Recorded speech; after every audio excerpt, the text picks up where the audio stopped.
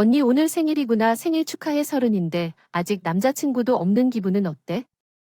나 남자친구도 없지만 나라면 미래가 너무 비관적이어서 강에 뛰어들 것 같아. 모든 일을 비관적으로 생각하면 인생이 부족할 텐데 내가 태어났을 때부터 못생겼고 강해졌어. 내 여동생 루이즈는 어렸을 때부터 나를 무시하고 놀렸고 우리 부모님은 늘 눈이 멀었어. 눈여겨보세요. 저는 루시아 30살 루이즈 5살 여동생은 태어났을 때부터 하얀 피부에 맑은 이목구비가 귀여운 인형 갖고 갈 때마다 칭찬을 많이 받았어요. 평범한 얼굴이 하나도 없어요. 그래서 부모님은 늘 루이즈에게 옷을 입히고 편애해 주셨던 거다. 그래서 나는 학교에서 부모님에게 칭찬받기 위해 열심히 공부했다. 만점을 받았다. 아, 정말 대단하다. 루이즈가 유치원에서 발표회를 한다는 거지. 이 드레스를 사줬어. 예쁘지 않나요? 루이스가 잘 어울리는 것 같아요. 또 샀나요? 저번에 새 옷을 샀군요. 글쎄 발표회인데 그녀는 당신과 달리 어떤 옷을 입어도 잘 어울리네요. 이해해 주실 수 있도록 사줄 가치가 있는 것 같아요. 그렇죠. 루이가 갔었나 봐요. 유명한 여학교인데 집에서 가장 가까운 학교에 다녔다. 나는 열심히 일하고 항상 반에서 1등을 했지만 부모님은 나를 칭찬한 적이 없었다. 루이스는 공부한 적 없지만 부모님은 항상 기뻐하셨다. 그녀는 미래에 아름다울 것이기 때문이다. 알았어. 루이스는 공부하지 않아도 나중에 배우나 모델이 될 수 있고 너무 아름다워서 반드시 좋은 남자와 결혼할 수 있을 거야. 그래 맞아. 그래 그래서 그렇게 열심히 공부하는 거야. 왜냐면 넌 할 수 있으니까. 못생겼으니까 배우나 모델 하지마. 루이즈 언니한테 무례하다고는 말은 안. 하지만 사실 가족의 대화는 항상 루이즈 중심으로 이루어졌어. 난 항상 집에서 소외되고 고립된 기분을 느꼈어. 공부만이 나에게 유일한 길이었어. 나의 가치를 증명하기 위해 노력했지만 부모님은 나를 인정해 주지 않으셨습니다. 루이스와 나는 동등하게 대우받지 못해도 공부를 하고 있었어. 아마 법에 따라 우리는 평등했을지도 모르지. 고등학교를 졸업하고 대학에서 법학을 전공하고 싶고 검사나 변호사가 되는 꿈도 꾸었지만 4학년이 다가오자 진로 상담 시간 엄마는 내가 대학에 갈 필요가 없다고 해서 루이스 학교는 넓으니까 아직 중학교에 있고 앞으로는 대학 비용으로 고등학교가 있을 거야. 우리는 대학 등록금을 감당할 수 없지만 난 원해. 대학에 가서 공부하려면 누나야. 누나를 위해서라면 인내심을 가져야 해. 난 내가 회사에서 일하면서 번 돈을 썼으면 좋겠어. 루이즈 디도 엄마가 그게 가장 자연스러운 일이라고 했을 때 동의했어. 세상의 참담함을 느꼈다. 세인트 내가 아무리 했어도 고등학교 졸업하면 부모님이 나를 인정해주지 않으실 거라는 걸 또 한 번 뼈저리게 상기시켜줬다. 내가 이사 간다고 하면 내 월급은 누나한테 착취당할 텐데 부모님은 내가 나가면 불편할 것이라며 계속 머물게 하려고 애쓰셨는데 목소리에 슬픈 기색이 있었으면 좋겠다. 다정한 기대가 금세 무너져 아쉬움이 남는다. 그들은 내가 준 돈이 내가 떠나면 들어줄까 걱정만 했을 뿐. 걱정스럽다거나 같이 살고 싶다고 했다면 다시 생각해봤을지 모르지만 그런 말이 입에서 떠나지 않았기 때문에 내 감정은 변함없이 남아있어요. 이 가족에 내가 자리가 없다는 걸 더욱 깨달았어요. 당신은 이사가요. 그래 난 그래. 이제 방이 생겼어. 언니 아빠 엄마가 사주신 옷이 너무 많아서 다 안 맞을 것 같아. 방에서 옷을 입고 혼자 생활을 시작했어요. 전혀 외롭지 않았어요. 사실 부모님이나 언니가 나에게 무엇을 해야 할지 말해주지 않고 지내는 것은 엄청나게 해방적이었습니다. 나는 떠난 후 한 번도 집에 돌아오지 않았습니다. 저한테 찾아오라고 한 적도 없고 얼굴 보여달라고 한 적도 없는 언니는 대학 입학할 때 가끔 손을 뻗었고 졸업 후 대기업에 취직할 때마다 제가 너 같은 대기업에 취직할 때마다 꼭 자랑을 하더군요. 대학 다녔어. 잘 됐네. 아직 남자친구가 있잖아. 아 잠깐만. 물론 대학도 못 가는 사람을 잡아먹을 사람이 있겠지. 직장이 못생겼을 때 망하는 인쇄소에 갔지. 난 남자랑 트러블을 겪어본 적 없지. 우리는 한 번도 없었어. 너무 오래 만났는데 못생긴 놈이 있어서 나 웃으라고 사진 좀 보내. 절대 안 돼. 맙소사 재미없잖아. 넌 정말 질긴 언니야. 내 여동생이 날 얕보며 웃으려고 연락하는 게 무슨 재미가 있어? 전화를 받을 필요는 없지만 부모님에 관한 소식처럼 중요한 일이라면 어쩌지. 부모님이 아프면 사실상 존재하지 않는다고 생각하지만 언니가 그들을 돌볼 리가 없으니까 항상 부모님의 전화를 받도록 만드는 것 같아. 어쨌든 그 당시에는 그렇게 생각했어요. 지루한 얘기만 하는 것이라면 굳이 연락하지 마세요. 그냥 아빠나 엄마에게 무슨 일이 생기면 알려주세요. 제가 누나한테 수없이 말했으니 그럴 수도 있겠네요.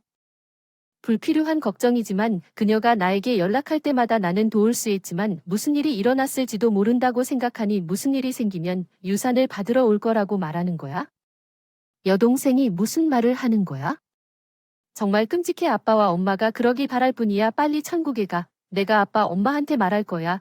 내 동생이 죽었으면 좋겠다고 했다는 말 그만하지 말아요. 루이즈 어떻게 그렇게 맨날 짜증나는 말을 할 수 있는지 궁금해요. 우리가 어렸을 때부터 나에게 있었고 그것이 그녀에게 습관이 되었습니다. 그게 전부라면 난 끈을게 생일에 전화해서 친절하게 대하려고 한 것뿐인데 사실 내가 결혼한다는 중요한 얘기가 있어. 아 정말 축하해. 질투나니. 그 사람이 졸업생이구나. 주립대학교 출신이고 대기업에 근무하고 그 사람 가족은 부자야. 정말 대단해. 넌 그 같은 남자는 절대 못 사귈 거야. 넌 남자친구도 한 번도 없었어. 넌 내가 가진 남자들 중 몇 명을 내게 주고 싶니? 덤 자랑하는 줄 알고 한숨 쉬고 또 깨달았어. 우리 부모님은 내 얘기도 안 해주시는데 괜찮아. 너 씩씩하게 행동하는 거 봐. 나중에 다시 전화할게. 아 그런데 얼마 줄 건데? 결혼 선물로 싼 금액은 안 되는 게 좋을 것 같다 하고 싶은 말만 하고 전화를 끊었다. 전혀 달라지지 않았다. 나는 오래전부터 가족들에게 아무것도 기대하지 않았다. 부모님과 연락을 하지 않았다. 한동안 2년 전에는 제가 어떻게 지내는지 알려드리려고 했는데 아빠 엄마 모두 저한테 전혀 관심이 없으셨어요. 돈 보내주실 거면 괜찮지만 안 보내주셨으면 좋겠어요. 연락해라. 너랑 시간 없어. 엄마가 전혀 의지하고 싶지 않다고 했었는데 그 말을 듣고 보니 내가 연락을 잘못한 것 같은 기분이 들었어. 우리 부모님은 분명 기뻐하실 거야. 언니 결혼식하고 결혼하면 더 멀어지겠지만 난 괜찮아. 2달 뒤에 언니가 결혼식 날짜가 정해졌다고 연락이 왔는데 장소는 연예인들이 자주 이용하는 유명한 결혼식장이다. 절대 갈 수 없어. 그래. 그리고 내가 당신을 내 결혼식에 초대하지 않기로 결정했다는 걸 알잖아. 난 그냥 결혼 선물만 가져갈 거야. 그런데 당신이 충격받은 게 뭐야? 내 마음에 가장 먼저 떠오른 생각은 그녀가 나를 초대할 의도가 있었는지 여부였어. 처음에는 내가 초대받을 거라고는 생각지도 못했고 참석할 생각도 하지 않았으니까 일부러 초대받을 필요가 없다고 말했을 때 충격을 받았죠. 내 말은 아마 그녀가 내가 화내는 걸 보고 싶었을 거라는 걸 금세 깨달았다는 거예요. 그 사람이 교육 수준이 높은 엘리트라는 걸 알아요? 만약 그 사람이 당신 같은 가족에 대해 안다면 그건 당황스러울 거예요. 그 사람은 그 사람의 친구가 모두 교육을 잘 받았고 부자라면 이상한 사람이 되고 싶지 않을 거라고 말했어요. 알겠어요. 난 가지 않을 거예요. 귀찮잖아. 그 사람만큼 좋은 사람 찾는 게 어때? 근데 너 같은 사람은 너무 과한 것 같아. 그 사람 얼굴이라도 보여줬으면 좋겠어. 난 괜찮아. 너무 질투하지 마. 그 사람 엄청나게 잘생긴 사람. 너 물어보지도 않고 약혼자 사진을 보냈다는 사실을 만날 기회가 전혀 없었습니다. 별로 관심은 없었지만 어쨌든 살펴봤지만 그를 본 순간 잠깐만요. 그 얼굴을 봤어요. 우리는 완벽한 커플이죠. 잠깐만요. 이 사람이 당신이 하고 싶은 것은 그게 아니라 루이 회사의 누군가를 어디서 만났나요? 아니 파티에서. 그것은 독점적으로 교육을 잘 받은 부유한 남성들만이 인생 파트너를 찾는 것이었습니다. 데이트만 하니까 까탈스러운 거. 알잖아. 결혼을 염두에 둔 파티에 가본 적 없어. 더 물어보니 참석은 분명히 신분증을 보여줘야 했고 남자는 수입증명을 보여줘야 했어. 이름을 물어봤더니 누군가가 아니었어. 내가 착각했을지도 모른다고 생각했습니다. 더 밀어붙이는 것이 방해가 될 수도 있다고 느꼈지만 그 사람의 부모님을 만났는지 물었을 때 정말 궁금했습니다. 그녀는 아니요라고 답했습니다. 그들은 다른 나라에 살고 있습니다. 그들은 결혼식 일주일 전에 여기에 올 예정입니다. 만났어요. 아, 결혼식 말고 그걸로 초대해도 될 것 같은데 그 사람 얼굴 보고 싶으실 텐데 부모님을 만나서 꼭 가볼 수 있으니 결국 만나고 싶으실 텐데 한 번만 허락할 텐데 그러지 마세요. 군침. 그래 만나고 싶은 마음은 아니었지만 아직 확신이 없어서 말하지 않은 이유가 있었고 믿을 수 없을 것 같아서 그녀는 나를 씁쓸하다고 비난했지만 당일에 레스토랑에서의 만남 부모님과 여동생이 밖에서 그들을 보는 것이 불안해 보이는 것을 보았습니다. 내 걱정이 맞을지도 모른다고 느꼈습니다. 그에게 연락하셨나요? 여러 번 전화했는데 뉴스에 없는 전화번호라고 계속 말하더군요. 어제는 괜찮았어요. 야, 너 그 사람한테 돈을 한 푼도 안 줬지? 그렇지. 왜 그랬냐? 내가 그 사람한테 결혼식 비용으로 5만 달러를 줬어. 5만 달러. 그 사람이 자기 통화에 접근할 수 없다고 했어. 지금은 일할 돈이 있는데 결혼식 후에 이자를 갚겠다고 약속했어요. 루 당신이 머리였군요. 응. 방금 파티에서 남자를 만난 여자한테 상담을 받았는데 상당한 돈을 빌려주고 최근에 시작했어요. 그녀가 속았을지도 모른다는 걱정. 그녀가 나에게 보여준 남자의 사진은 내 여동생이 나에게 보낸 남자의 사진과 동일했습니다. 그녀는 내가 내 여동생의 여자에게서 들었던 이야기가 그들이 파티에서 만난 것과 완전히 비슷하다는 것을 알고 있었습니다. 부모님이 다른 나라에 살고 있는 결혼 상대자를 찾기 위해 여자는 의심을 품고 남자가 일하는 회사에 연락했지만 남자가 출장 중이어서 연락이 되지 않았지만 그 사실을 알고 안도했습니다. 그 사람은 그녀가 절박함을 느끼고 있다는 것을 몰랐다고 그녀가 나에게 조언을 구하러 왔다니 무슨 뜻이야 머리 숙였다는 뜻이야 도대체 나를 질투한다고 무슨 말을 하는 거지? 말도 안 되는 이야기를 하지 마세요. 그렇다면 왜 그 사람한테 연락할 수는 없나요? 그런데 그 언니에 대해 어떻게 알 수 있겠어요? 방금 상담을 한 여자가 내 남자친구와 똑같이 생긴 남자에게 속았을지도 모른다고 그녀는 어떻게 할지 알고 싶었고 돈 돌려받겠다고 하면 무슨 상담을 하겠느냐 넌 쓸데없는 짓이야 난 변호사라서 그렇지 고등학교 졸업하고 내 말에 누나 부모님 다 충격받았어 인쇄소에 취직해서 회사에 다니면서 혼자 변호사 시험 공부를 했고 퇴근 후 밤마다 주말에도 하루 종일 5시간씩 공부했는데도 변호사 예비고시를 보기까지 5년이 걸렸지만 모두 열심히 노력한 결과 23세에 예비시험에 합격했고 이듬해 첫 변호사 시험에 합격했습니다. 26 거짓말하지마 대학도 안 가본 사람이 거짓말쟁이가 될 리가 없어 난 정말 열심히 일했어 대학을 잘 못 간다고 꿈을 포기하고 싶지 않았어 너 덕분에 어떤 도전에도 맞서겠다는 결심이 아마 내가 할 수 있었던 이유일 거야 거짓말이야 아빠 엄마는 그것에 대해 아무 말도 하지 않았어 내가 결혼할 때 말하려고 했던 날에 내가 연락을 해서 결혼했어요 언니도 결혼했어요 그것도 몰랐나 봐요 내 남자친구에 대해 이상한 말을 해서 모를 줄 알았는데 거짓말이에요. 남자친구가 없다고 하더군요. 그래요. 내가 남편이 있어요. 2년 전 제가 부모님이나 친척 같은 가족이 없는 사람과 결혼할 거라고 부모님께 말했을 때 우리는 결혼식을 하지 않을 거라고 말했어요. 엄마가 그런 사람하고만 결혼할 수 있을 거라고 하더군요. 파트너의 직업이나 어떤 사람인지 묻지 마세요. 거의 10년 만에 연락했는데도 안부를 묻지 않았고 잘 지냈는지 간단한 축하조차 하지 않았습니다. 말만 믿고 돈 달라는 듯 신중한 말투에 크게 실망하여 거짓말쟁이가 되었다고 말하지 못했습니다. 아이의 생일도 축하해주지 않는 부모는 상상할 수 없었습니다. 결혼 생활은 변호사가 된 것에 대해 행복합니다. 부모님은 나에게 전혀 관심이 없다는 것이 분명해졌습니다. 사실 그들은 나와 전혀 관련되지 않는 것을 선호하는 것 같았습니다. 내 여동생을 갖는 것만으로도 충분했기 때문입니다. 당신은 진지하게 변호사입니다. 네. 저는 지금 제 남편의 회사에서 일하고 있으니 당신 남편도 변호사예요. 네. 그리고 최근에 이 남자에 대해 알게 된 사실을 제 여동생과 공유했습니다. 그는 회사에 근무하지 않았습니다. 의뢰인이 같은 이름을 가진 사람이 있다고 말했는데 완전히 다른 사람이었기 때문에 이 사람은 다른 사람의 신분을 사용하고 있었습니다. 그것은 영리한 속임수였습니다. 자신이 사용하고 있는 신분을 가진 사람은 항상 사업에 나갔고 거의 연락할 수 없었습니다. 아마도 그 사람이 계산한 것 같습니다. 그게 무슨 뜻인지 제 생각에는 그가 전문가일 수도 있다고 생각합니다.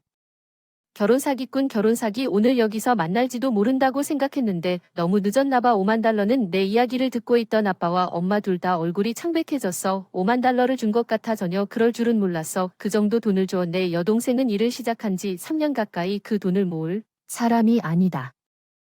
성격이 충동적이어서 받는 월급은 금세 다 써버릴 테니 변호사로서 받을 수 없느냐? 엄마는 당연하다는 듯이 말했지만 그 사람이 어디 있는지 모르면 돈을 돌려받을 수 없다고 부모님과 여동생이 나에게 돈을 돌려달라고 압력을 가했지만 그건 내 일이 아니고 그럴 생각도 없었다. 거의 12년 만에 그들을 만난 이 사람들을 대표했고 그들이 신경 쓴 것은 돈뿐이었습니다. 그들이 이미 낯선 사람인 것처럼 느끼게 만들었습니다. 우리는 가족이므로 돕는 것이 당연합니다. 우리 가족은 어디에 있습니까? 그 돈을 돌려받아야 한다는 것을 몰랐습니다. 우리는 수년 동안 루이즈에게 너무 많은 돈을 썼습니다. 여분의 돈이 없습니다. 루이즈가 그와 결혼하면 그가 부자이기 때문에 우리는 편안할 수 있었고 그것 때문에 우리는 심지어 죽음에 이르렀습니다. 어떻게 누가 내가 믿지 않는 가운데 듣는 동안 그렇게 터무니없는 말을 할 수 있겠습니까? 계속 동정을 구하는 듯 부모님이 한동안 비대 허덕이던 모양이다. 여동생은 이미 직장을 그만두고 속았다는 걸 인정하면 부끄럽기 때문에 직장에 복귀할 수 없다고 필사적으로 소리를 질렀다. 그들의 빚을 갚고 매달 그들을 도와주세요. 변호사로서 돈을 많이 벌고 있을 거라 가정하고 당신이 내 안에 무언가를 원한다면 당신과 함께 살 의향도 있습니다. 나는 이 사람들이 더 이상 그들과 관계를 맺는 나에게 가족이 아니라는 것을 깨달은 순간에 더 나아가면 상처만 받을 것 같아서 나 자신을 보호하고 그들의 관계를 끝내기로 결정했습니다. 도움을 드릴 수 있습니다. 경찰에 신고하거나 변호사를 찾으세요. 당신의 부모를 버리고 있는 중입니다. 나를 당신의 딸로 생각한 적이 있습니까? 우리 부모님은 사실 더 이상 오랫동안 함께하지 않았습니다. 그 자리에서 엄마는 내가 얼마나 소중한 딸이었는지, 언니보다 나를 더 소중하게 여긴다고 울면서 쇼를 펼쳤지만 너무 늦었습니다. 그 말에 마음이 더 추워졌을 뿐이고 언니는 자주 돈을 구걸하며 손을 뻗었지만 얼마 지나지 않아 아버지도 전화를 걸어 도움을 구걸했다. 빚 때문에 집을 팔고 지금은 비좁은 아파트에서 힘든 생활을 견디고 있다. 설상가상으로 내 여동생은 일을 하지 않고 집에서 정크푸드를 먹으며 피부가 나빠 보였고 살도 쪘고 이전과는 전혀 달라 보였습니다. 그녀는 더 이상 내 딸이 아닙니다. 당신은 내 유일한 딸입니다.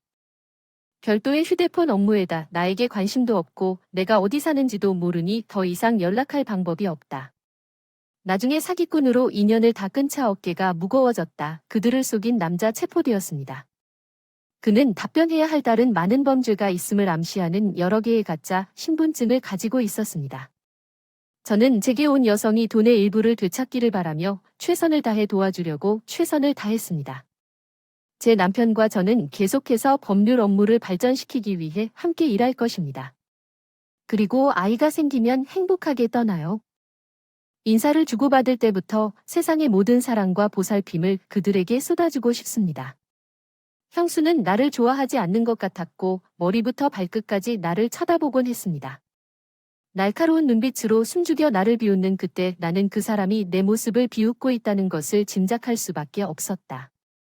나는 그 사람이 쉽게 놀릴 수도 기분을 좋게 만들기 위해 쉽게 비웃을 수도 있는 사람처럼 보였나 보다. 그녀가 나에게 도움을 요청했을 때 나는 그녀를 도와야 할 이유를 단 한 가지도 생각할 수 없었습니다. 마리아 베일리의 이야기, 내 이름은 마리아입니다. 나는 3년 전에 남편과 결혼했고 지금은 시댁 식구들과 함께 살고 있습니다. 남편이 학생 때 시아버지가 돌아가셔서 오늘은 저희요 남편과 형수, 시어머니가 같이 살고 있어요. 처음에는 같이 살 생각은 없었는데 남편과 나만 있었어요. 결혼한 지 1년 후 시어머니가 사고를 당해 다리를 다치셨고 시어머니를 돌보기 위해 함께 이사하기로 결정했습니다. 시누이 도로시가 이미 집에 살고 있었는데 마침내 어머니가 함께 살고 계셨습니다. 시어머니는 도로시가 가계비에 전혀 기여하지 않고 있다는 사실을 알고 남편에게 눈물을 흘리며 말했습니다. 그녀는 미혼이고 바와 클럽에 돈을 썼습니다. 엄마를 최소한으로 부양하고 대신 카드 한도를 다 써서 엄마에게 돈을 달라고 하거나 사고로 다리가 안 좋은데도 집안일을 다 엄마에게 맡기는 등 문제를 일으켰다. 솔직히 시어머니가 너무 관대하신 것 같다. 딸 도로시는 20대 후반인데 부모님은 자식이 몇 살인지 상관없이 늘 돌봐야 한다는 강박관념을 갖고 계시는 것 같아요.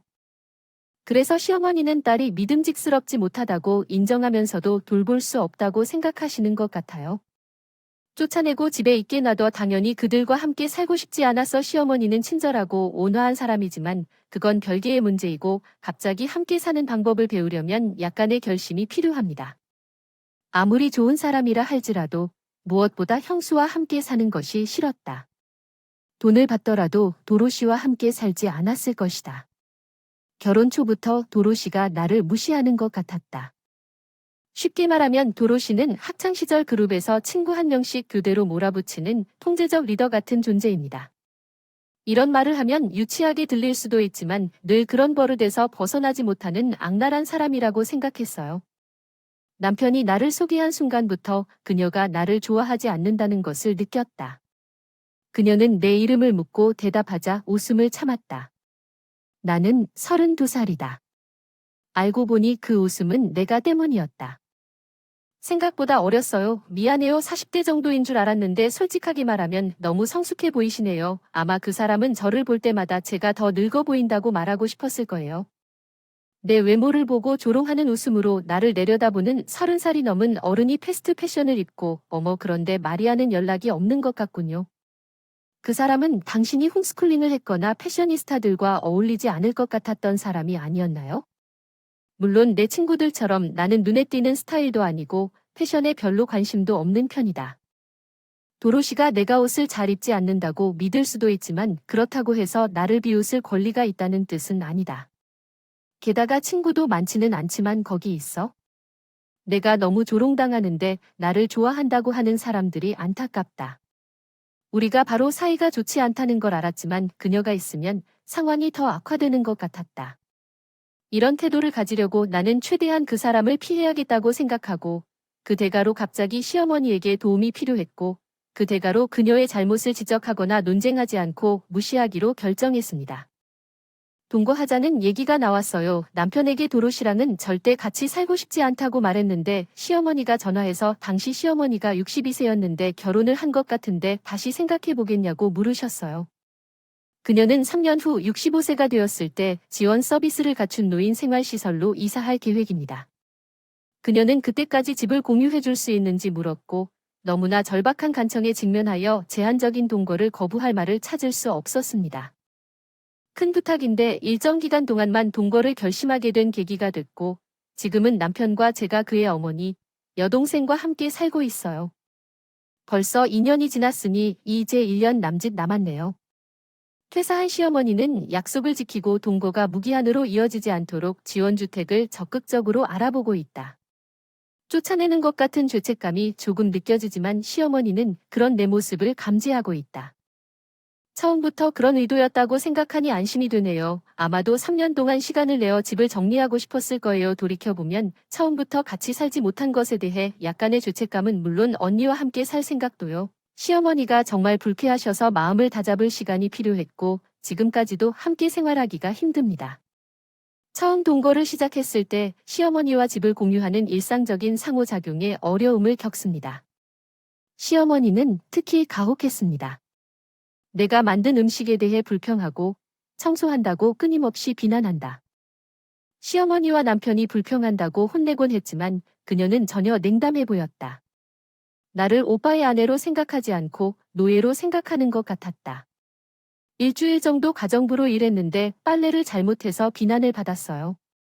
당신이 선택한 세제 때문에 내 옷을 줄였어요. 옷이 다 기형이고 입을 수 없어요. 결혼한 지 3년이 됐는데 아직도 집안일을 못해요. 넌 본질적으로 쓸모가 없어. 옷이 줄어든 건 내 잘못이 아니라고 말하고 싶어서 사실은 형수가 살이 쪘기 때문이라고 말하고 싶었지만 누군가의 외모에 대해 언급하고 싶지 않아서 그 말이 얼마나 상처를 주는지 알아 다음에는 좀 더 조심하겠다고 하고 대화를 끝내려고 했지만 형수는 시어머니 지인이 집에 방문했을 때 어떤 잘못이라도 용서하고 잊어버리는 타입이 아니어서 도로시가 웃었다. 내가 집안일이 얼마나 형편없는지 얘기하면서 물론 시어머니는 나를 옹호했지만 도로시는 그럴 필요가 없다고 주장하며 마치 내가 인간도 아니고 그 친척도 아닌 마치 쓸모없는 가전제품인 것처럼 계속 이야기했다. 반박하지만 대부분은 그냥 고개를 끄덕이고 그녀가 말하게 놔두었습니다. 나는 그녀의 수준에 몸을 굽히고 싶지 않았고 그녀와 논쟁하는 것은 순 낭비라는 것을 알았습니다. 나는 시어머니와 남편에게 이렇게 말했습니다. 올해 우리가 동거하게 된 이후로 나는 도로시와 아무 관계도 맺고 싶지 않고 둘 다 그것이 약간 악의적일 수 있다는데 동의했지만 내 시어머니가 노인 생활시설로 이사하시면 도로시가 어려움을 겪을 것 같아요. 집에 살면서 월급은 마음대로 쓰는데 그런 사람이 갑자기 책임감 있게 혼자 살 수는 없을 것 같아요. 우리가 동거를 그만두면 도와주지 않을 거예요. 그게 나의 작은 복수지만 가끔은 신조차 있는 것 같아요. 형수 측에서는 남자친구가 프러포즈를 했다고 하더군요. 제 남자친구는 키도 크고 잘생겼는데 너무 착하고 대기업에 취직해서 기본적으로 돈으로 결혼을 하게 돼서 너무 기뻐요. 외모와 패션에 신경 쓰는 내가 아는 사람처럼 비참한 삶을 살고 싶지는 않다. 결혼 후 시댁과 함께 살고 있는 그녀는 나를 보며 싱긋 웃으며 자기가 나에 대해 말하는 것이 분명하다는 것을 알았다. 도로시는 내 앞에 서서 희죽희죽 웃으며 말했다. 나는 엄마 없이는 혼자 살 수 없을 것입니다. 안타깝네요 할머니. 내가 그녀에 대해 생각하고 있는 것과 동시에 그녀가 머리에 딱 맞았기 때문에 나는 조금 얼굴이 붉어졌습니다. 강한 좌절의 물결을 느꼈다. 약혼을 축하하지만 결혼 생활은 힘들다. 내가 집안일을 못한다고 투덜대겠지만 정말 아무것도 못하는 사람은 도로시야? 내가 소집할 수 있는 최고의 복고였지만 그 사람은 방금 의기양양해 보였는데 내가 내 약혼자 리치와 함께 있지 않고 전문 가사 도우미를 고용할 것이기 때문에 터프하게 행동하려는 건가요? 당신처럼 쓸모없는 사람이 아니라요. 완전히 패배했어요.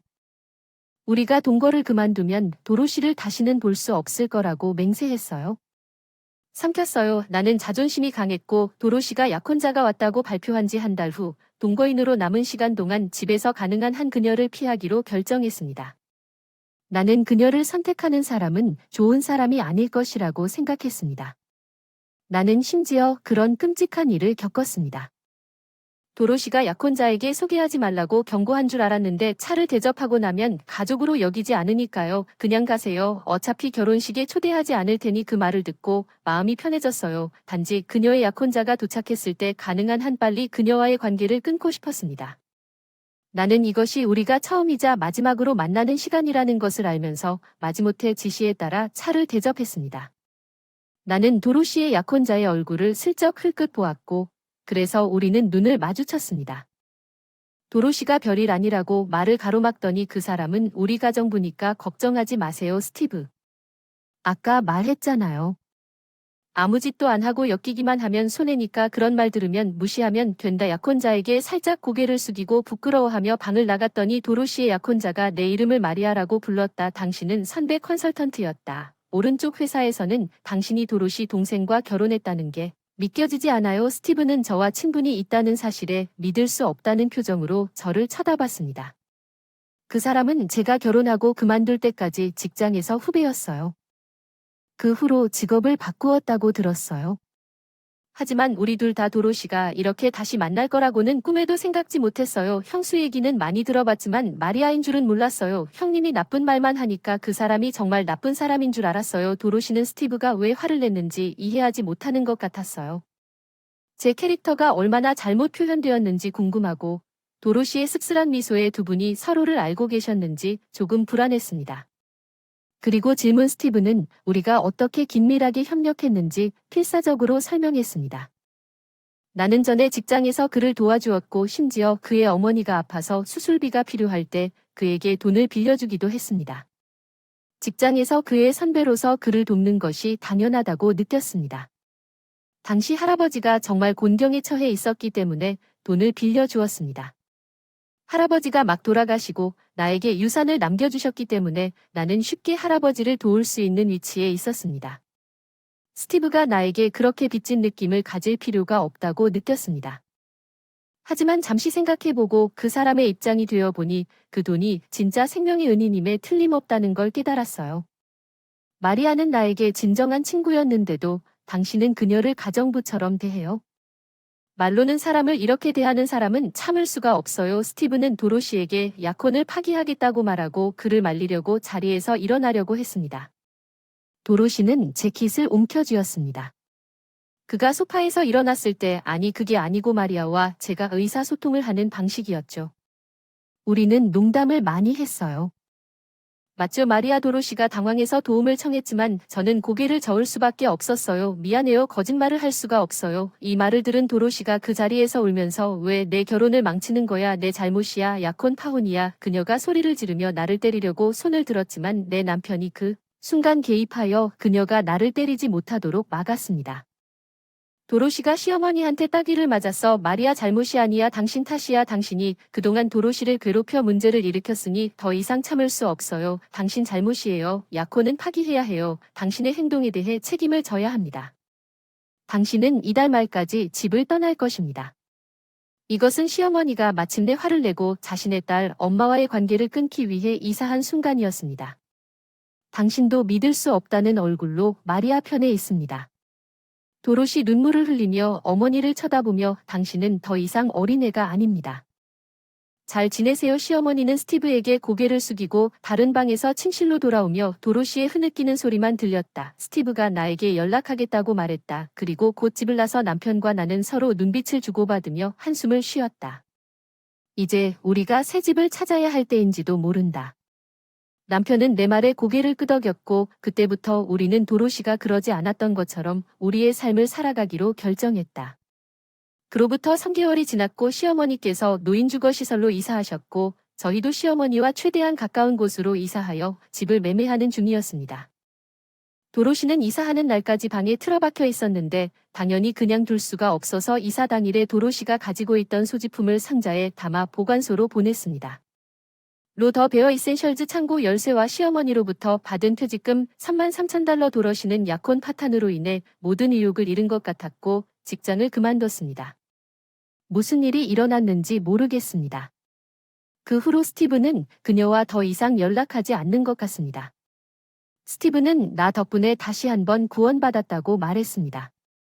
내가 그 결혼을 했다면 분명히 후회했을 것입니다. 당신은 항상 나의 생명의 은인이었습니다. 정말 나는 스티브가 내 생명의 은인을 해준 사람이라는 생각에 죄책감을 느끼지 않을 수 없다. 나도 형수가 결국 고생하기를 바랐지만 어쩌면 선행을 하면 이렇게 보상을 받을 수도 있다. 적어도 이번에는 그럴 거라고 생각했다. 형수가 나를 노예처럼 대하고 끊임없이 괴롭혔기 때문에 이렇게 끝났을지도 모른다. 하나님을 본 적도 느낀 적도 없지만 앞으로는 그런 삶을 살고 싶다. 고개를 꼿꼿이 세울 수 있어요. 엠마입니다.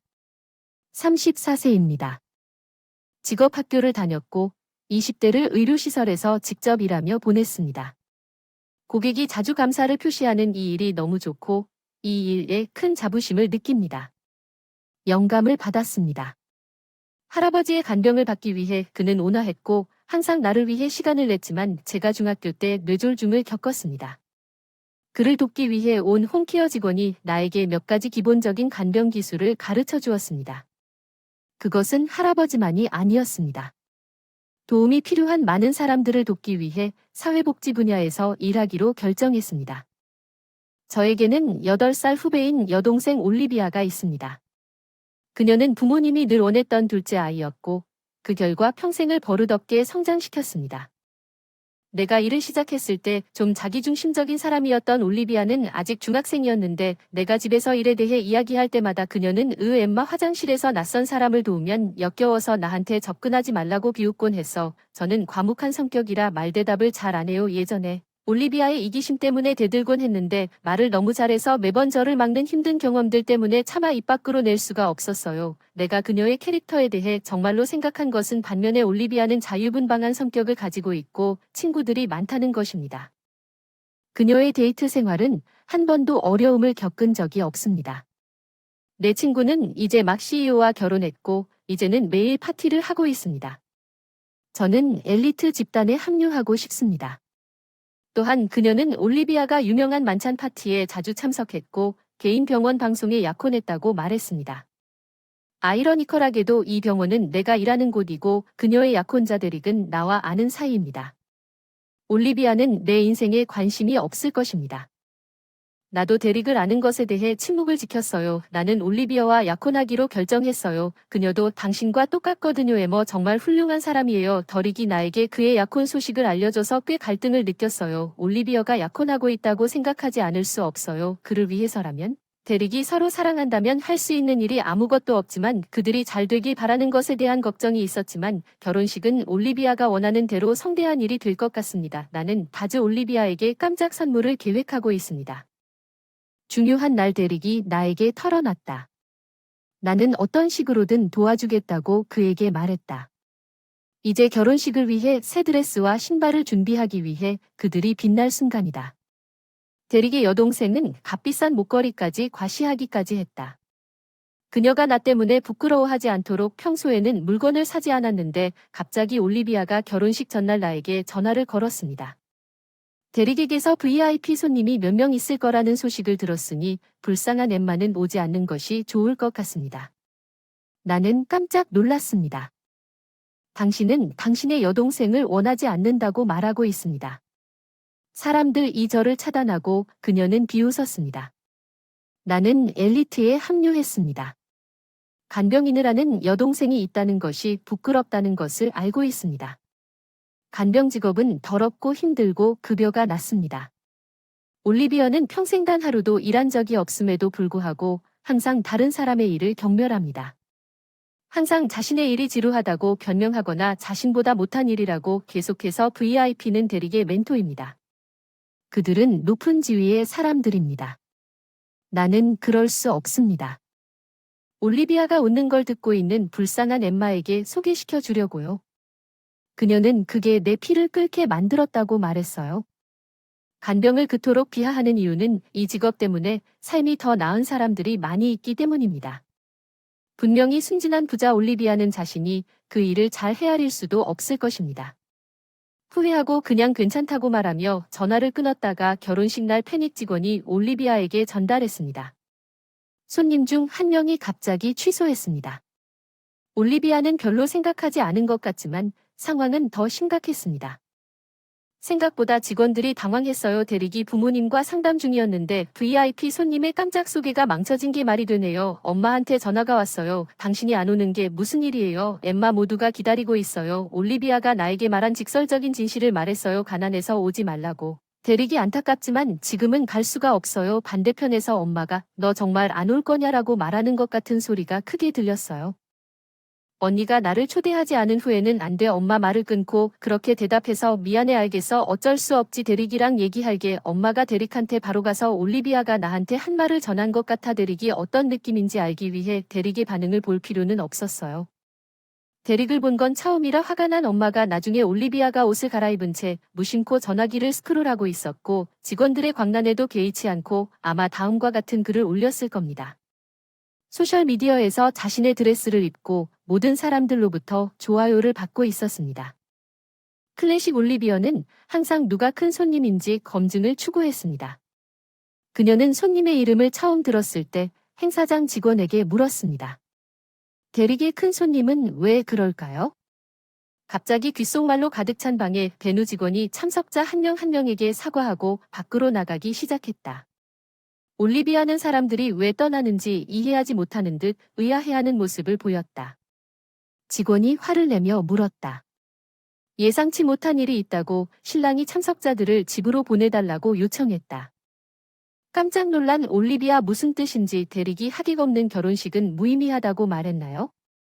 올리비아는 대릭이 하객을 얼마나 소중하게 여기는지 깨닫지 못했고 그의 깜짝 계획도 몰랐기 때문에 결혼식이 오랫동안 진행될 수 있다고 생각한 건 이해가 됐습니다. 손님이 오니까 올리비아는 상황을 파악하고 긴급하게 누군가에게 전화를 걸었고 나는 집에서 한가로이 차를 마시고 있었다. 올리비아는 지금쯤 겁에 질린 모양이다. 올리비아에게서 친구의 장난 전화가 올 거라고 예상했던 것처럼 엠마 빨리 와. 뭐야?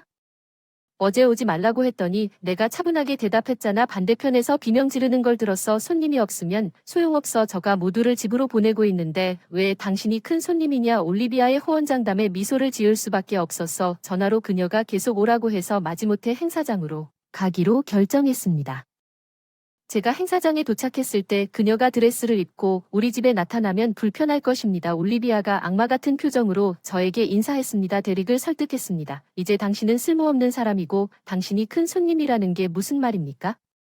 대릭이 아직 우리 관계를 설명하지 않은 것 같습니다. 모두 당신 잘못입니다. 우리 결혼식이 망가졌습니다. 올리비아가 나에게 화를 냈습니다. 나는 속으로 생각했는데 진짜 문제는 당신이 문제라는 것입니다.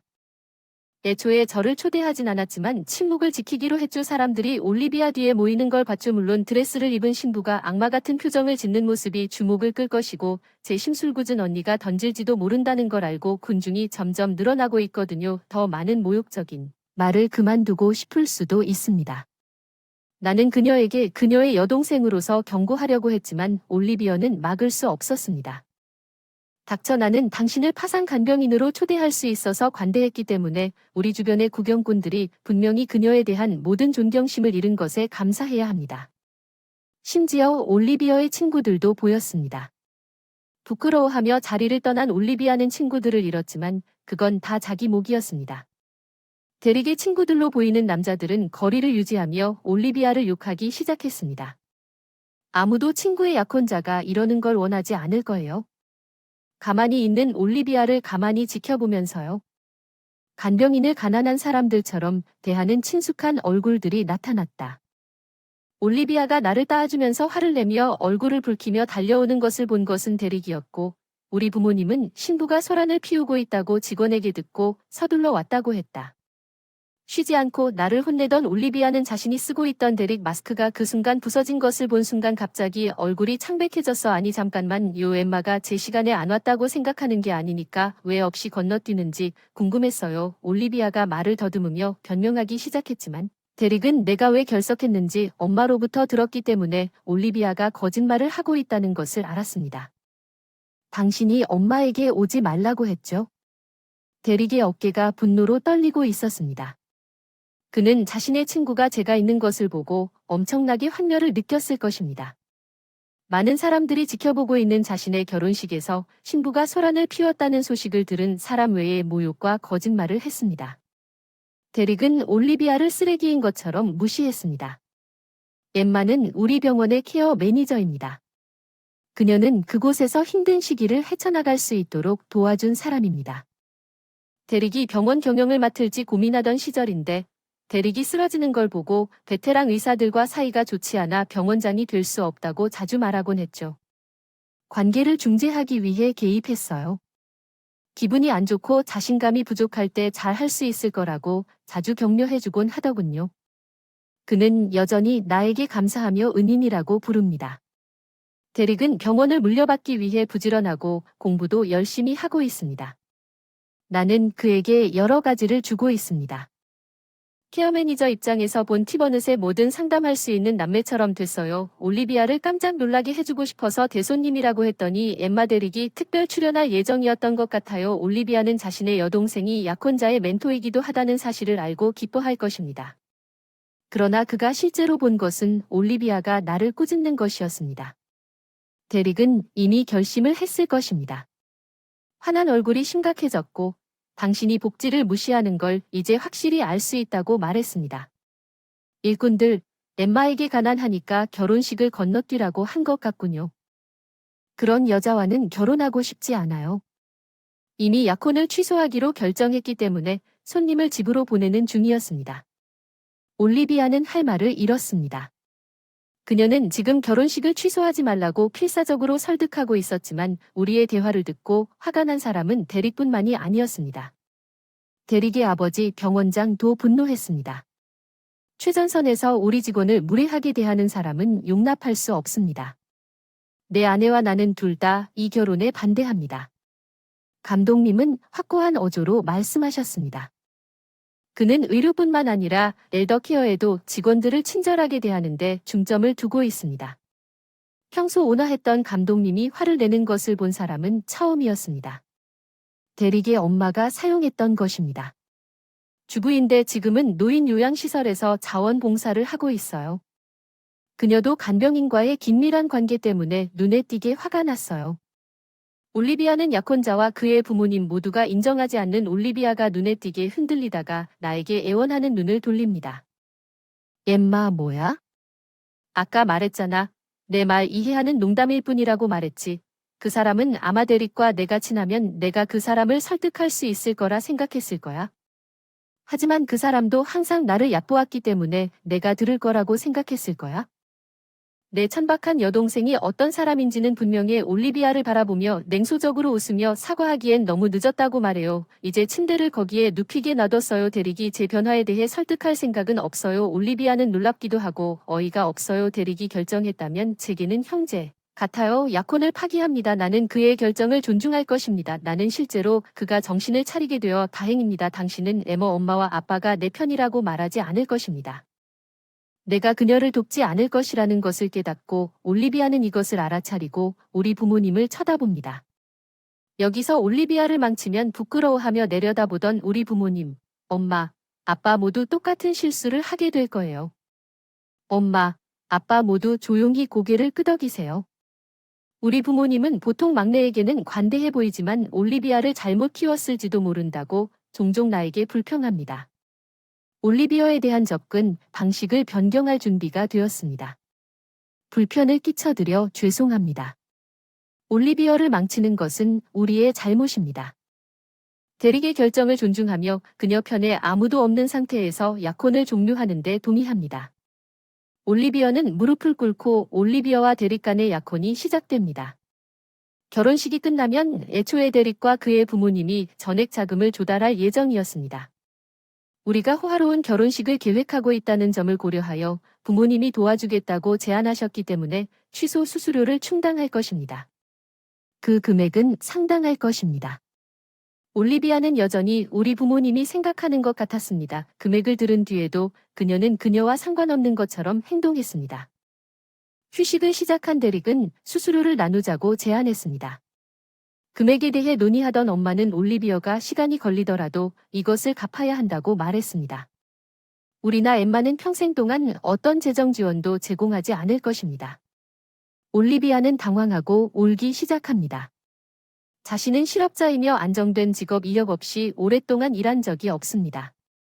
그녀가 할 수 없는 일자리에 지원하더라도 거절당할 가능성이 높습니다.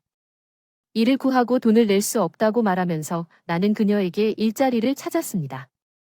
그 직업은 엘더 케어였습니다. 올리비어가 조롱했던 바로 그 분야는 당신이 정리하기에 완벽한 장소입니다. 나는 그녀에게 내가 그녀를 운영하는 노인 요양시설로 데려간다고 말했습니다.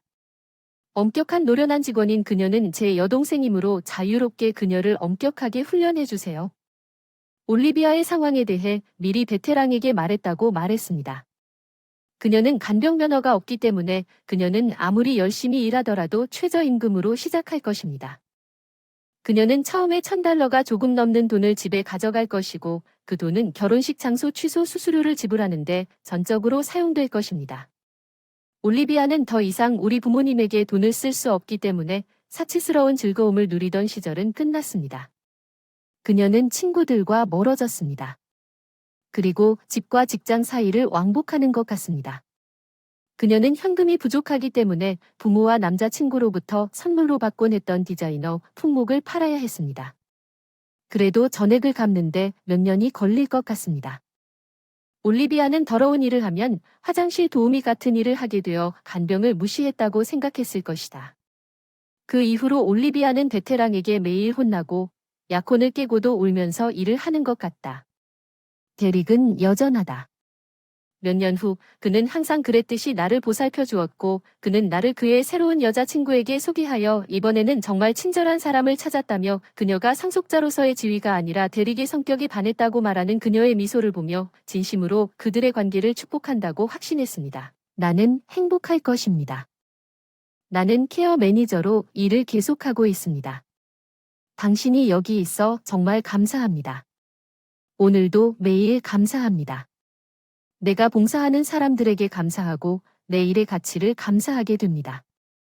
넌 내가 어디 있는지도 알잖아. 넌 여기 있으면 안 돼. 가족들이 창피해. 그냥 집에 가. 순백의 웨딩드레스를 입은 그레이스는 서서 뒤에서 말하며 비웃는 아빠는 혐오감을 숨길 생각조차 하지 않았어. 오지 말았어야 했어. 그레이스의 결혼식에 등을 돌린 채 참석할 생각을 하는 건 어리석은 일이었다. 나는 10년 만에 최악의 재회라는 현실을 마주했다. 나는 그 순간 떠날 준비가 되어 있었고 결혼식에서 펼쳐질 드라마는 전혀 모르고 자유가 무엇을 의미하는가 나는 평생 동안 스스로에게 이 질문을 해왔습니다. 제 이름은 나탈입니다. 잘 알려진 회사 사장의 둘째 딸로 태어났습니다. 엄마 페넬로페는 소극적이고 항상 아빠의 손아귀에 있습니다. 아이작 아빠는 탁월함에 집착하는 엄격한 남자입니다. 최고의 내 여동생과 나는 끊임없는 수업과 공부에 묶여 힘든 환경에서 자랐습니다. 우리는 아이들이 될 시간이 거의 없었습니다. 친구는 말도 안 되고 옷을 입는 것이 숨막히는 어린 시절의 삶을 만나기 위해 열심히 노력했습니다. 아버지의 높은 기대치 항상 최고라는 아버지의 기준을 목표로 하기 위해 내 모든 시간을 희생했지만 나는 한 번도 컷을 통과하지 못했고 학업이나 스포츠에서 매일 내 실패를 목격한 교사들이 내 실패를 지적했습니다. 완전히 대조적으로 나를 비참하게 만드는 더 나은 그레이스는 모든 일에서 예외적이었습니다. 스포츠에서는 항상 최고 수준이었고 과외 활동에서도 칭찬을 받았습니다. 그녀는 완벽한 과잉 성취자였습니다. 아빠의 만트라의 전형은 항상 최고였습니다. 평범한 삶, 자유를 갈망하는 끊임없는 비교와 탐구의 삶. 그러나 그것을 표현할 수 없는 나는 아버지가 원하는 사람이 되기 위해 최선을 다했지만 시키는 대로 살 수밖에 없었다. 고등학교 입시를 포기해줘. 언니 그레이스는 이미 고등학교에 입학했고 명문 사립학교에 입학했고 지원서 심사와 면접을 통과해 아버지는 나에게 그 뒤를 따라 같은 학교에 시험을 보라고 명령했다. 힘든 학교 생활이었지만 아빠의 명령을 따르기 위해 잠도 안 자고 열심히 공부했지만 결국 모든 노력이 수포로 돌아갔습니다. 입학 시험에 떨어졌습니다. 결과를 본 순간 바닥이 떨어진 것 같았습니다. 나 밑에서 다른 유명한 사립학교에 합격했지만 아빠는 그걸 원치 않으셔서 정말 실망스러웠어. 그날부터 아빠가 나를 그런 식으로 대했기 때문에 내가 없는 것처럼 행동했다고 그레이스는 나에게 냉담해졌어. 너도 가족에게 불명이야. 내 눈에서 꺼지라. 그 사람은 우리가 함께 활동을 중단했다고 말했고 아빠는 그것에 대해 아무 말도 하지 않았다. 나는 그때 내가 완전히 버림받았다는 것을 알았다. 가족 중 여전히 나와 이야기를 나누는 유일한 사람은 엄마뿐이었다. 하지만 심지어 엄마는 아빠가 계실 때 나를 무시했고 아빠가 우리가 얘기하는 것을 발견하면 시간 낭비하지 말라고 엄마에게 꾸짖었다. 내가 쓰레기인 것처럼 나를 바라보며 엄마는 괴로운 표정을 지었지만 아무 말도 하지 않았다. 이 가족에는 내가 설 자리가 없다고 느꼈다. 가족 어쨌든 그들의 기대에 부응할 수 없다면 나는 존재할 권리조차 없는 걸까? 고등학교 졸업이 다가오자 고등학교 시절 내내 이런 생각을 했다. 나는 고민 없이 취업을 선택했다. 이렇게 가족끼리 지내는 것보다 나를 아는 사람이 없는 곳 가족들과 상의도 없이 일자리를 구했는데 엄마가 눈치채고 몰래 지인이 운영하는 리조트 호텔을 추천해줬고 거기에서 일하고 현장에서 생활도 할 수 있어서 면접을 하고 취직을 했습니다. 가족보다 엄격할 것이라고는 예상하지 못했지만 곧 제가 틀렸다는 것을 깨달았습니다. 엄격하게 교육하겠습니다. 주인은 엄마의 친구이자 약간 나이가 많은 여성이라고 말했지만 그녀는 그렇지 않았습니다. 나이에 비해 존재감이 강했고 훈련도 힘들었고 매일 접객의 어려움을 깨달았습니다. 주인의 엄격한 지시와 주인의 엄격한 지도 아래 일하는 일이 매일 접객의 어려움에 대해 눈을 뜨게 했습니다. 주인장한테 강인함을 배웠다. 집에서 살면서 격식을 차려입은 경험이 있었지만 항상 예복 같은 유니폼을 입고 허둥지둥 돌아다닌다. 생각보다 체력이 많이 필요했다. 손님을 배웅할 때 피곤한 표정을 짓지 않는다. 항상 웃는다. 나는 침대 정리하고 나면 흐트러진 외모 때문에 자주 혼나고 나보다 2배는 일하는데도 허리를 다친 적도 있다. 주인은 늘 밝은 표정으로 나처럼 서두르지만 자세가 흔들리는 걸 본 적이 없다. 고객을 불편하게 하지 않도록 열심히 집중합니다. 내 훈련은 혹독했지만 집에서 기른 인내력을 사용했습니다. 기술과 지식을 업무에 숙달했습니다. 내가 할 수 없는 일에 작은 기쁨을 느꼈습니다. 어제가 오늘 가능해진다. 주인이 가르쳐준 것을 고객에게 충실히 전달하는 일 매일 듣던 일인데 계속 하다 보니 가끔 고객의 얘기도 들리기 시작했다. 아까 고객이 훌륭하다고 하신 나탈리님이 서비스가 훌륭하다고 계속해서 칭찬을 받고 계세요. 주인은 내가 이전에 느껴보지 못한 방식으로 나를 감동시켰습니다. 나는 그 순간 집에 돌아가서 느껴본 적이 없는 성취감과 인식을 느꼈습니다. 어머니의 지원이 없었다면 어머니께 감사했습니다. 나는 이 직업을 결코 찾을 수 없었을 것입니다. 최선을 다한다. 이 일을 하면서 이전에 느끼지 못했던 성취감을 느꼈다. 집을 떠난 지 10년쯤 지나서 엄마로부터 그레이스가 결혼한다는 메시지를 받았다. 떠난 이후로 아빠나 그레이스와는 연락이 없었다. 집에는 얼굴조차 보여주지 않았지만 엄마와는 1년에 한두 번 정도 연락을 했었다. 엄마가 그레이스가 약혼한 걸 언급하지 않아서 조금 놀랐지만 솔직히 별로 신경 쓰지 않았다. 아빠를 모시지 않겠다. 그레이스는 아마 내가 거기 있는 걸 원하지 않을 거야. 엄마한테도 보고 싶지 않다고 말하지 않았어. 일생에 한 번뿐인 일이고 보고 싶다고 말하지도 않았어. 나탈리 여러 번 거절하려고 했어. 하지만 엄마가 장소가 인류 고급 호텔이라고 설득한 후 마지못해 동의하게 되었습니다. 아마도 아빠가 그랬을 것입니다. 신랑 사무엘이 인류 회사 CEO의 아들이라고 생각했습니다. 분명히 아빠가 참석자들을 좋아할 사람은 아빠가 인정할 유형이었습니다. 그 행사는 내가 그들을 환영하기 위해 그릴룸에 들어갈 때 그들을 피하고 싶을 정도로 매우 호화로웠고 아버지와 그레이스는 나를 경멸하는 눈빛으로 노려보았다. 그들이 내 존재를 경멸하는 것이 분명했다. 나는 그것을 예상했기 때문에 나는 상관하지 않았다. 마지막으로 만난 곳이 어디인지 아세요?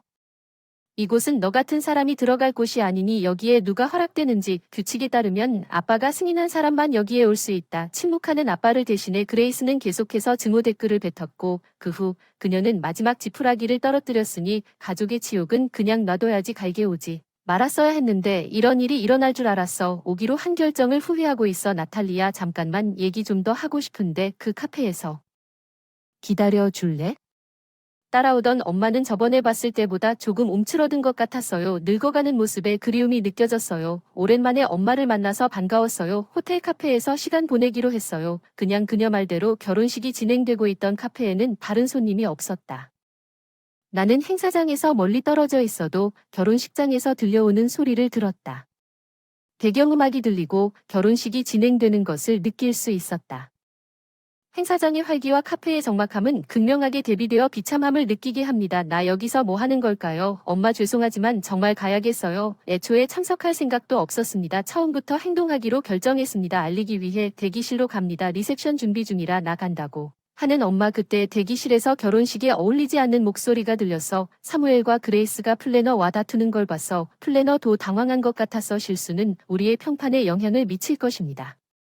우리가 한 일입니다. 닉 대화에 따르면 결혼식은 이미 진행 중입니다. 사무엘 회사의 주요 고객 회사 회장이 갑자기 결혼식에 오기로 결정한 것 같습니다. 식사도 준비하지 않았습니다. 처음에는 출장 때문에 참석할 수 없었기 때문에 그들은 기획자에게 좋은 해결책을 찾으라고 촉구했습니다.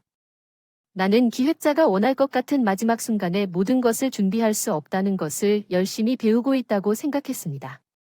변화를 수용하려고 했는데 이미 예식이 시작되어 어려워서 아빠, 엄마가 둘 다 대화에 참여하고 있어서 방해가 불가능했다. 나는 이 혼돈 속으로 빠져나가야 한다고 생각했는데 바로 앞에 플래너가 여러 가지 일에 압도당하고 있었다. 사람들네 호텔에서 이 결혼식을 실패하게 할 수는 없어. 잠깐만 나탈리, 아직 여기 있어. 나가죠. 그레이스가 갑자기 나타난 내 말에 소리쳤지만 그 순간 궁지에 몰려 창백해진 플래너의 얼굴이 그 말에 매니저를 환하게 비췄다. 소리 지르던 그레이스도 놀란 표정이군요. 그렇죠. 저는 이 호텔의 지배인입니다. 제가 처음 일했던 리조트 호텔이 확장 운영을 한 후 부임하게 되어 모든 호텔을 총괄하고 있습니다. 궁지에 몰린 기획자는 부하 직원인 클레어였습니다. 깜짝 놀란 그레이스 아빠, 엄마 클레어에게 지시를 줬어요. 클레어, 음식은 빨리 자리를 준비하세요. 식장 주방만으로는 감당이 안 돼요. 메뉴를 알려주세요. 지시사항을 듣고 클레어가 즉시 메뉴를 건네줬어요. 식장에 차려질 음식을 먹고 자리를 마련하기 위해 행사장으로 향하던 중 행사장 준비가 진행되는 것을 보고 메뉴를 살펴보았는데 식장 식사나 예약제로만 식사가 변경될 수 있을까 싶어서 메뉴를 살펴보았습니다. 셰프와 상담한 후 우리 호텔에 있는 레스토랑으로 향했습니다. 그는 식사를 준비하기로 동의했고 문제를 즉시 해결했습니다. 비록 우리가 다른 사람들과 같은 요리를 제공할 수는 없지만 누구도 높은 수준에 실망하지 않을 것이라고 확신합니다. 호텔 레스토랑에서 요리를 잘 해결하고 잘 가겠습니다. 이 말을 전해드리자 아빠와 그레이스는 표정이 복잡했지만 사무엘과 엄마는 정말 기뻐하셨습니다. 모든 일에 너무 감사드립니다. 사무엘은 힘차게 악수를 하며 가족들에게도 고마운 마음을 전했습니다. 번갈아가며 나한테 감사해서 좀 당황스러웠어. 아이작과 그레이스도 나탈리에게 감사해야 해. 그녀 덕분에 이제 이 말을 들은 아빠와 그레이스는 마지못해 복잡한 표정으로 나에게 고개를 끄덕였고 사무엘 가족은 떠날 준비를 해야 해. 회장님 아빠도 엄마도 함께 인사하고 이제 그레이스와 나만 남아서 어색한 분위기를 벗어나려고 방을 나가려는데 방금 전에 떠들썩함과는 확연히 대조되는 방이 은근히 조용해졌다. 뜻밖의 말을 들었다. 놀라서 뒤돌아보는 나탈리가 부러워요. 그레이스가 나를 쳐다보는 얼굴이 긴장된 모습이었죠.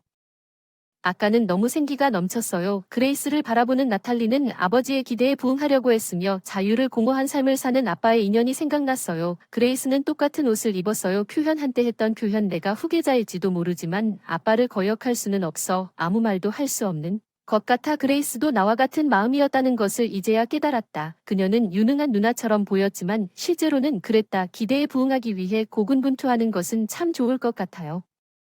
아빠와 떨어져 있는 것은 그레이스를 희생하여 나의 자유가 왔다는 것을 내가 깨달았다는 것을 자유롭게 듣는 것입니다.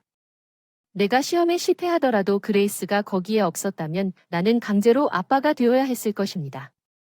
그레이스가 있어서 내가 있었으면 해서 없어져도 괜찮아. 남은 자에게 모든 기대를 쏟아도 괜찮아. 그레이스, 나는 아빠에게 버림받아 자유를 얻었지만 그레이스가 모든 것을 짊어지게 했다. 아빠의 기대. 그레이스는 나의 자유를 부러워했는지 그래서 10년 만에 그녀를 만나는 오늘 그녀는 전보다 차가워 보였지만 여전히 바깥 세상은 당신이 생각하는 것만큼 자유롭지 않고 그 누구에게도 의지하지 않는 세상은 매우 가혹합니다. 나는 그레이스의 집에서 살아남기 위해 싸웠습니다.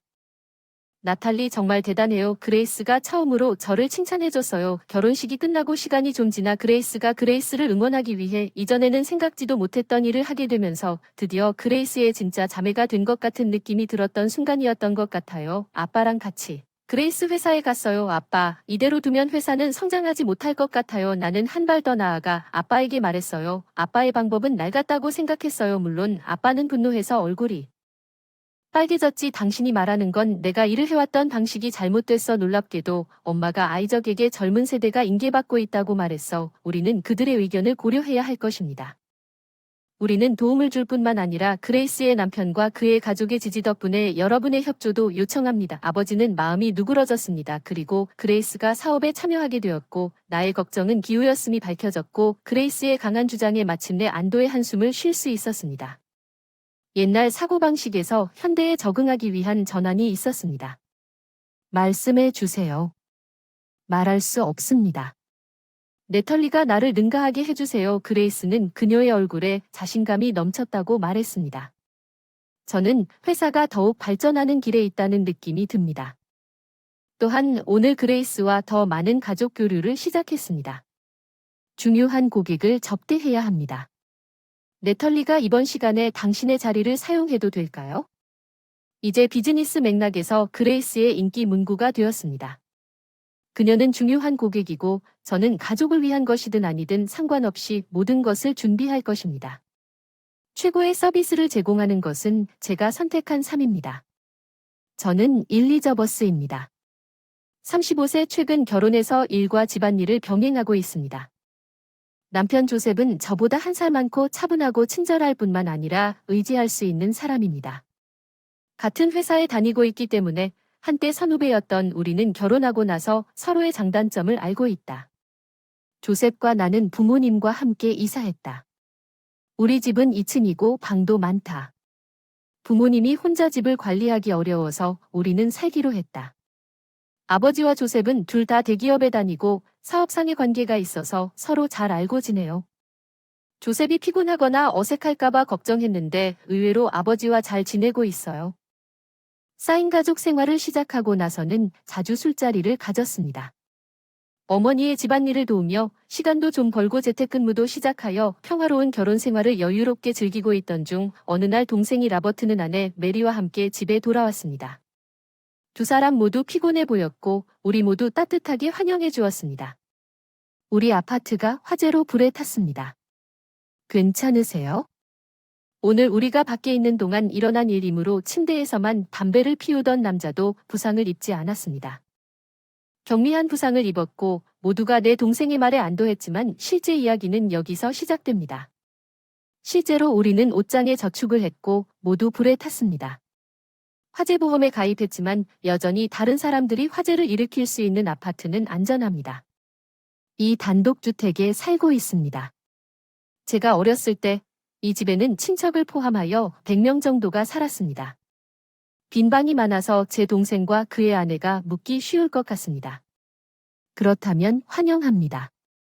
아버지가 말씀하셨고 형과 그의 아내는 모두가 저녁을 먹으러 모였을 때 안도한 표정을 지었습니다. 조셉과 형은 금세 친형제처럼 친해졌습니다. 메리에게도 얘기를 해보고 싶다고 생각했는데 메리는 40대 여성입니다. 여전히 귀여운 얼굴을 가지고 있어요.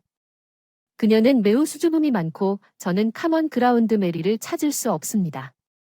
메리도 저와 친구가 되어 주세요. 네, 감사합니다. 메리는 다양한 주제에 대해 이야기하려고 했지만 그녀는 예라고만 대답했습니다. 맞고 대화를 확장하지 않아서 첫날만 긴장한 줄 알고 다음날 메리에게 계속 말을 걸어서 형이 갑자기 너한테 얘기해야 한다고 해서 집 뒤쪽으로 전화해서 방해하지 마. 메리가 나랑 결혼해서 같이 살기 시작했다는 이유만으로 오빠 말에 놀랐어. 내가 무슨 짓을 했는지. 내가 억지로 너랑 친구하자고 했다고 들었어. 메리는 아빠를 잘 못하구나. 알겠어. 조심하게. 외로웠어. 하지만 메리가 불편하면 그때부터 어쩔 수가 없었어요. 메리와 너무 가까워지지 않으려고 노력했고 필요하다면 얘기도 하겠지만 그렇지 않으면 아버지와는 그런 관계를 맺을 수 없을 거라 생각했어요. 메리랑도 거리가 있으면 괜찮을 텐데 메리가 나한테 다가오기 시작했어. 야, 너 나 무시하는 거야? 아니, 무시하는 게 아닌데 친구하고 싶다고. 이제 내 근처에도 안 오는데 내 설명대로 형이 말한 내용. 메리는 다음번엔 너무 부자연스럽게 행동하면 낄낄 웃었다. 나를 무시한다고 올겠다라고 말하고는 당황해서 떠났다. 전에도 여러 사람을 만났는데 어떤 사람은 기분이 안 좋았던 적이 있다. 항상 거리를 두고 상황을 대처했는데 거리를 두고 싶은 사람이 다가오면 어떻게 해야 할지 모르겠고 결혼을 위해 조금씩 가까워지려고 노력했지만 결국 의심스러운 행동을 하게 됐어요. 그러자 형이 나한테 말했지. 내가 무시했다고 들었어. 메리가 그녀를 가족으로 받아들인다. 아니, 나는 메리와 친구가 되고 싶지만 내가 모든 것을 메리 탓이라고 들었어. 내 동생이 등을 돌리고 눈물을 흘리며 걸어가는 내 말을 믿지 않는다. 내 눈에 눈물이 핑 돌았다. 어떻게 하면 그 사람이 나를 믿게 만들 수 있을까 고민 끝에 메리가 나에게 다가온 직후에 메리의 말을 녹음하기로 결정했습니다. 주머니에 음성 녹음기가 숨겨져 있어서 준비가 잘 되어 있었습니다. 너무 은밀한 짓을 해서 옳다고 생각하는군요. 대화 녹음이 가장 낮은 것입니다. 너 지금 녹음 안 하는구나? 아니, 난 안 비웠어. 내 주머니가 비어있는 걸 보여줬어. 난 내 동생은 녹음 안 할 테니 녹음해도 괜찮을 거라 생각하는 거야. 메리는 거짓말을 하고 있는데 메리는 거짓말을 하고 있어. 메리는 내 아내야. 나 낯선 사람이 들어와서 속상했다면 이해해줘. 근데 넌 어른이니까 어리네. 취급은 그만둬. 오빠가 차가운 표정으로 떠나갔어. 난 여기서만 해결하고 싶어서 충격이 컸어. 그럴 수 없다는 걸 알았어. 이런 일이 계속되지 않도록 부모님과 조셉에게 상의하기로 했습니다.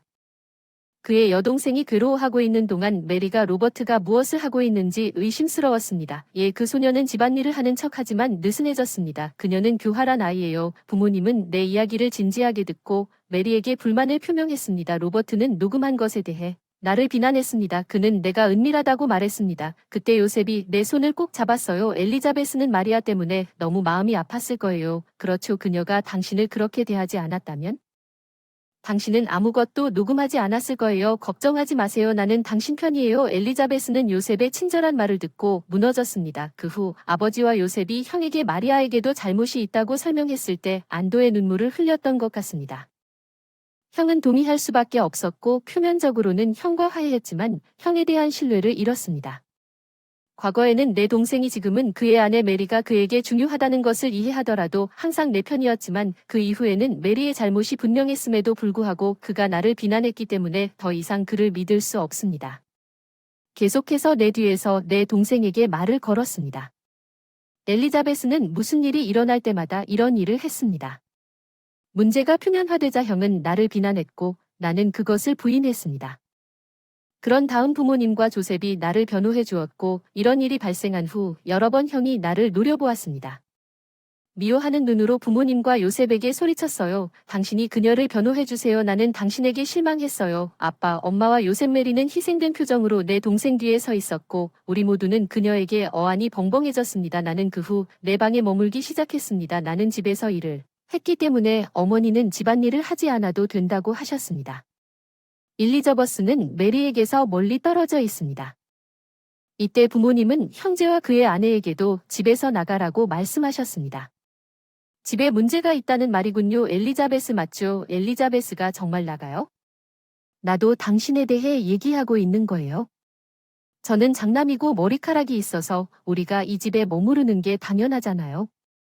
이 집에서는 머리카락이 필요 없어요. 난 그냥 평화롭게 살고 싶었어. 우리 넷만 있었을 때는 즐거웠어. 로버트, 내가 오면 모든 게 바뀔 거야. 우연히 아버지와 형의 대화를 우연히 듣고 이 문제가 계속되면 내가 떠나야겠다는 생각이 들기 시작해서 2층 내 방에서 재택근무를 하던 중 결정적인 사건이 발생했습니다. 계단에서 뭔가 떨어지는 듯한 큰 소리가 들렸습니다. 계단이 내 방 바로 밖에 있었습니다. 그 소리에 깜짝 놀라 바로 아래쪽 문을 열었습니다. 계단에서 메리가 넘어졌는데 괜찮아요. 내가 달려가니까 형이 빨리 도착해서 메리를 안고 메리가 나를 가리키며 엘리자베스는 나야. 나는 아무 짓도 안 했는데 형이 무슨 계획을 하려는지 듣지 않았어. 결혼하려고 계단으로 올라와서 나를 붙잡고 귓가에 대고 소리쳤어요. 경찰에 신고해도 돼요? 울음을 그칠 줄 몰랐어요.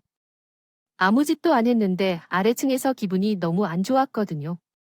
메리가 혀를 내밀고 있었어요. 주머니에서 휴대전화를 조작하는 동안 메리가 계단 아래로 무언가가 떨어지는 음향 효과를 최대 볼륨으로 재생했을 것입니다. 떨어진 물건의 소리가 부자연스럽습니다. 안녕 로버트. 저는 정말 아무것도 하지 않고 메리의 휴대전화를 확인하고 무엇을 확인했는지 확인했습니다. 메리 방금 메리를 탓하는 거야. 넌 최악이야. 메리한테 또 가까이 가면 용서 안 할 거야. 내 오빠는 증오 가득한 눈으로 나를 노려봤어. 예전에는 그렇게 친절했던 오빠가 낯선 사람 같았어. 이제 나는 우리가 한때 좋았던 시절로 결코 돌아갈 수 없다는 것을 깨달았습니다. 다행스럽게도 조셉은 내 말을 믿었습니다. 엘리자베스는 그런 일을 하지 않을 거라 걱정하지 마세요. 저는 분명히 당신 편이에요. 조셉의 존재는 믿을 수 없을 만큼 안심이 되었습니다. 물론 부모님은 메리의 속임수에 속지 않았고 나도 그 계단에서 넘어진 적이 있지만 그런 소리도 나지 않았고 메리는 긁힌 자국도 없었습니다.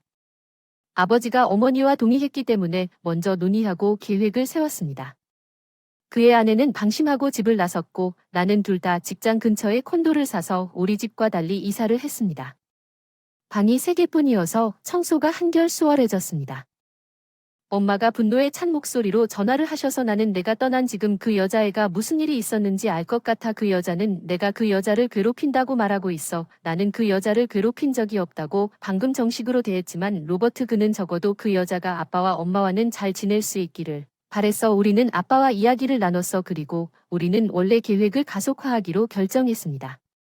평소 상냥했던 어머니의 높은 목소리에 우리는 한계에 도달했습니다.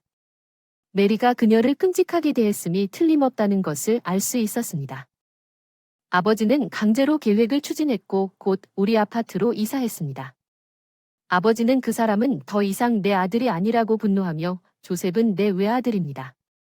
엘리자베스는 좋은 파트너와 결혼했습니다. 이제부터 당신을 믿고 있습니다. 우리 가족을 매물로 내놓은 뒤 곧 조셉과 함께 기분 좋게 술을 마시고 제게 말을 걸었습니다. 형제 계속 거기 살고 싶으면 그 집을 매물로 내놨어요. 월말까지 떠날 수 없다면 상장 가격으로 사세요. 상장 가격으로 거기 머물고 싶으면 내 동생의 간절한 목소리. 집이 예상보다 낮은 가격에 팔렸다는 아버지의 말을 쉽게 받아들이지 못하고 전화를 받았지만 화재로 저축한 돈을 잃고 집에서 살면서 자유롭게 지출하던 형과 그의 아내는 여전히 $27,000 정도를 벌었습니다. 그 금액을 감당할 여유가 없고 게다가 내 동생은 우리가 모르는 사이에 그런 제한을 겪었기 때문에 그는 룬 리뷰를 통과하지 못할 것입니다. 메리는 오랫동안 일하지 않았기 때문에 대출을 받는 것이 그들이 걱정하지 않는다는 것을 알면 어려울 것입니다. 저축한 돈을 은행에 입금했지만 집에 보관하는 것이 동생이 도움을 청하러 온 직후부터 의심스러워지기 시작했습니다. 주소를 알려줄 생각은 없었지만 아버지는 집에 가는 길에 동생을 따라가고 있었고 우리 위치는 다음과 같습니다. 발견했지만 우리 중 누구도 문을 열지 않았고 인터콤을 통해 응답했습니다. 내 동생의 얼굴은 초췌했고 그의 눈에는 눈물이 흘렀습니다. 나는 결혼한 이후로 메리에게 어떻게든 하라고 계속해서 비난을 받았습니다. 그녀는 나를 무시하고 내가 그녀의 명령을 따르지 않으면 그녀는 발작을 일으키기 때문에 내가 엘리자베스에게 그런 식으로 행동해야 했던 것입니다. 용서해 주세요. 엘리자베스가 메리를 계단 아래로 밀었다고는 생각하지 않습니다. 내 동생은 계속해서 변명을 반복했습니다. 분명히 메리는 이기적인 것 같습니다. 그리고 일이 뜻대로 되지 않으면 그녀는 만족할 수 없습니다. 다르게 처리했는데 왜 우리에게 오지 않았는데 그를 용서할 생각이 전혀 없었어요. 나는 엘리자베스에게는 충분히 나쁜 일이라고 생각했지만 내 아내도 고통을 겪었고 당신이 바로 그때 메리의 편에 서기로 한 당신들을 용서할 수 없습니다. 끝까지 남자답게 행동하려면 기다려. 집은 메리 생각이었어. 엄마가 엘리자베스를 쫓아내면 아빠가 나한테 주실 거라고 했어. 나는 아빠가 집을 팔 수도 있다고 여러 번 말했고 내 예측은 실현되었고 메리는 매일 짜증나니까 도와줘. 나도 피해자야. 적어도 집은 나한테 맡겨줘. 평생 선물은 괜찮아. 현금은 필요 없어. 우리 중 누구도 내 동생의 간절한 애원에 공감하지 않아. 아버지가 소리쳤어. 인터폰. 그렇게 말할 거면 메리를 여기로 데려오세요. 더 이상 할 말이 없어요. 아버지가 2시간 후에 인터콤을 끊었어요. 형이 메리와 함께 돌아왔는데 아버지를 설득하지 못해서 혼났나 봐요. 메리는 울고 있던 것처럼 얼굴이 붉어졌다. 메리는 말없는 표정을 지으며 아들에게 집을 물려줄 수도 없을 만큼 가난하다고 아버지 이마에 핏줄이 텄지만 아버지는 한숨을 쉬더니 메리에게 우리는 무엇보다 가족을 소중하게 생각한다고 설명했습니다. 너를 가족으로 인정하고 싶지 않아 너에게 집을 줄 생각은 없어. 적어도 엘리자베스와 엄마에게 사과했어. 아버지는 메리에게 진심을 전했지만 그의 말이 그녀에게 전달되지 않았어. 응, 나는 그 안에 있지 않아. 세상은 늘 내 뜻대로 흘러갔고 그래서 내 말을 잘 들어주는 남편을 만났어. 너희도 똑같이 해야 하지 않나. 메리의 무례한 태도를 참을 수 없었어. 야, 내가 누명을 쓰고 얼마나 괴로웠는지 알아. 너는 아마 아닐 거야. 설정한 건 너야. 모든 것이 어두워지고 절망감을 느끼는 것 같아. 누군가에게 그런 짓을 해도 괜찮을 것 같니? 나만 허락되는 거야. 늘 그래왔어. 아 진짜. 그럼 주변에 사람이 하나도 없어. 당신을 좋아하는 당신이 거기 있네. 저기 이 남자가 있어요. 메리가 내 동생을 가리켰어요. 안돼 안돼. 로버트는 당신을 사랑하지 않아요. 메리. 더 이상 그 얼굴에서 볼 수 없나요? 그가 당신에 대해 느끼는 감정은 사랑이 아니라 두려움이에요. 계속 이대로면 너는 평생 누구에게도 사랑받지 못할 거야. 분노에 가득 찬 메리의 얼굴이 카메라를 향하고 있었어. 그 얼굴을 보고 있는 나도 겁이 나면서도 내 마음을 형에게 전했어. 야, 로버트, 너 이거 정말 괜찮아? 로버트는 용감했고 남자들이 놀리면 바로 도와주러 올 거라 생각했는데 로버트는 강한 사람인 줄 알았는데 벌써 깨어나니 내 옆에 서 있던 어머니가 형에게 목소리를 높이셨나 보다. 더 이상 내 아들인 당신이 메리와 함께 있으면 깨어날 것이라고 믿습니다. 어머니가 이 말을 하는 동안 상황은 더욱 악화될 것입니다. 메리는 당황한 표정으로 내 동생을 데리고 떠났습니다. 어머니의 말이 그에게 전해졌습니까? 그 후로 아버지가 정말 집을 팔았고 형과 그의 아내가 값싼 아파트로 이사한 것 같습니다. 형은 여전히 메리의 세뇌를 받고 있었지만 메리의 태도에 대해 조금 불신을 느끼기 시작했습니다. 마침내 조치를 취했지만 친구와 동료들에게 상황을 설명하는 것뿐이었고 그들도 우리와 똑같은 설득을 받았으며 세뇌가 점차 풀리는 듯 보였고 마침내 이혼 문제로 메리와 마주했을 때 메리의 말이 얼마나 미친 말인지 이해했습니다.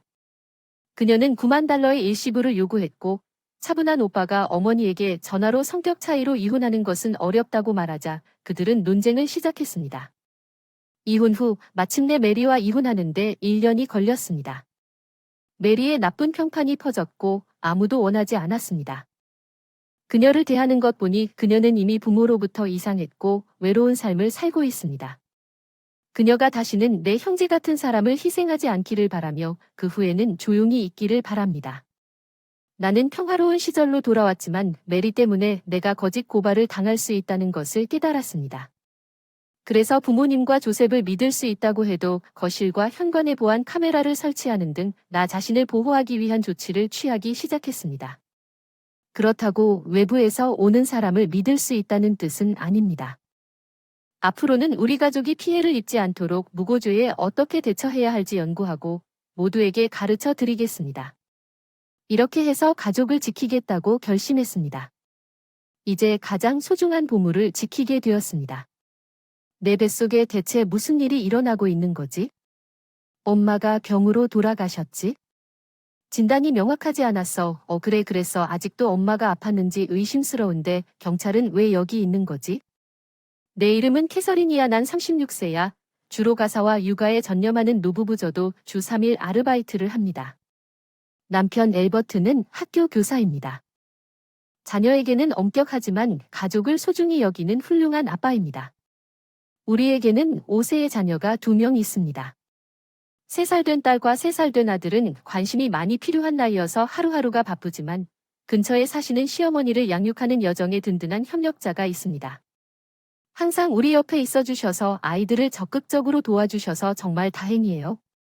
부모님이 멀리 계시기 때문에 거의 방문하지 않아서 시어머니께 많이 의지합니다. 시어머니는 항상 따뜻한 미소로 저를 반갑게 맞아주시고 존경합니다. 그러나 우리의 화목한 관계에 변화가 생겼습니다. 시아버지가 65세에 은퇴하셨습니다. 그는 직장에서 은퇴했습니다. 그는 항상 자신의 일에 전념해왔고 이제는 집에 항상 머무르지 않고 길을 잃은 것처럼 보였습니다. 솔직히 말해서 나는 그렇지 않았습니다. 시어머니와 달리 그를 잘 알지 못했으며 내가 볼 때 그는 항상 신문을 거의 읽었지만 은퇴 후 그가 얼마나 통제적이었는지 항상 시어머니를 감시하게 되면서 AB를 되찾게 되었습니다. 법률 그가 그녀를 지켜보고 있다고 말하는 것이 가혹하게 들릴 수도 있지만 그것이 내가 보기에 그는 그녀가 설거지를 하는 방식이나 빨래를 개는 방식을 비난할 것 같았습니다. 의견이 너무 많으면 그렇게 하는 것이 어떨까 생각하지 않을 수 없었습니다. 그는 항상 그녀 주위를 맴돌며 처음에는 원치 않는 조언을 계속했습니다. 그녀는 반박했지만 시간이 지남에 따라 그녀는 포기하고 침묵하는 것처럼 보였습니다. 그녀는 심지어 그가 함유를 고집했기 때문에 아침 산책도 중단했습니다. 그녀는 정원 가꾸기를 하고 있었습니다. 그녀의 영혼이 사라지는 것을 볼 수 있었습니다. 그녀를 찢어버리기 위해 쇼핑이나 점심 식사에 그녀를 초대하려고 했지만 그는 항상 따라갔습니다. 더 이상 재미가 없었습니다. 그녀와 나누던 평온한 대화가 그리워졌습니다. 이제 우리 대화는 그 사람의 방해를 받거나 그가 점차 일찍 떠나고 싶어 했기 때문에 짧게 끊었습니다. 나는 그들의 집을 방문하는 것을 피하고 있음을 알게 되었습니다. 나는 엘버트와 이 문제에 대해 여러 번 논의했지만 그는 때때로 그들을 확인했지만 아버지가 이 위압적인 행동을 멈추도록 할 수 없었습니다. 방문했을 땐 다 괜찮아 엄마 창백해 보여 몸이 안 좋아 보이고 땀을 흘리고 있는 걸 보니 아침부터 가방이 아프다 병원에 가야지 건강보험증은 필요 없어요 나아질 것 같아요 그냥 쉬실 거예요 좀 그런데 안색도 안 좋고 많이 아픈 것 같아 괜찮다고 했어요 어쩌면 그냥 다친 것 같아요 내가 돌봐줄게요 캐서린 집에 가라고 했는데 잔소리에도 불구하고 가라고 했어요 시아버지 저는 제 입장을 고수했어요 캐서린 괜찮아 그냥 누워서 쉴게요 걱정하지 마세요. 시어머니가 억지로 웃는 걸 보고 잠시 물러서기로 했어요. 알베르에게 전화할 예정이에요. 그리고 그가 돌아오면 그녀를 병원에 데려가십시오. 그것이 그녀를 강요한다는 의미일지라도 나는 이 결정이 중대한 실수라는 것을 깨달았을 때 너무 늦었습니다. 집을 떠난 그 순간을 여전히 후회합니다. 나는 전화를 걸어 그가 떠나겠다고 한 상황을 설명했습니다. 일찍 퇴근하고 형수에게도 연락해서 엄마에게 무슨 일이 생겼다고 말했는데 아빠가 병원 방문을 거부하고 계셨어요. 1시간쯤 후에 알버트가 돌아왔을 때 아빠가 병원 방문을 거부하셨다고 설득해서 아버지를 지나쳐 그 집으로 달려갔습니다. 시어머니가 침실에서 의식을 잃은 것을 발견하고 그녀를 운전하는 것이 너무 위험하다는 것을 깨닫고 구급차를 불렀습니다. 그런데 시아버지는 당신이 과민 반응을 하고 있다고 소리치고 있었습니다. 이것은 귀찮은 일입니다. 곧 구급차가 도착했고 그들은 그녀를 데려갔고 나는 우리 차를 따라갔습니다. 시아버지는 병원에 한참 후에 오시지 않았습니다. 형수는 도착했습니다. 엄마는 알았어요. 아빠는 나에게 아무 말도 하지 않으셨어요. 캐서린 정말 미안해요. 다들 그렇게 큰일을 하고 있는 걸까? 반응이 너무 달라서 시어머니가 의식을 잃은 모습을 보고 충격을 받았는데 샤르메인이 얼마나 침착한지 얼마 전에는 나를 불신하게 만들었다. 우리는 그녀가 세상을 떠났다는 소식을 들었다. 왜 그녀를 더 일찍 병원에 데려오지 않았느냐고 물었을 때, 그녀를 더 빨리 병원에 데려오지 않았느냐고 물었을 때, 나는 대답할 수 없었습니다. 나는 그들을 더 자주 방문하지 않고 그녀의 변화를 알아채지 못한 것을 후회했습니다. 그녀를 강제로 병원에 데려갔더라면 좋았을 텐데요. 아까 그녀를 봤을 때 눈물이 멈추지 않았어. 엘버트와 조애너는 내 잘못이 아니라고 나를 위로했지만 특히 엄마를 잃은 후에는 나를 위로하게 했기 때문에 우리가 슬퍼하면서도 할 일이 많아서 그 이후로는 나를 더 울게 만들었습니다. 장례식을 준비하고 친척들에게 연락하는 일이 친자식을 위한 일이었을지 모르지만 일의 회오리 바람과 깊은 슬픔으로 사랑했기 때문에 최대한 참여하고 싶었습니다. 그때의 기억이 흐릿합니다.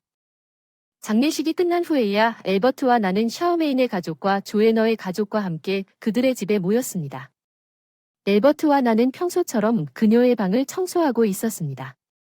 그래서 시아버지는 아무 일도 하지 않고 아무 일도 없었던 것처럼 계속 살았습니다.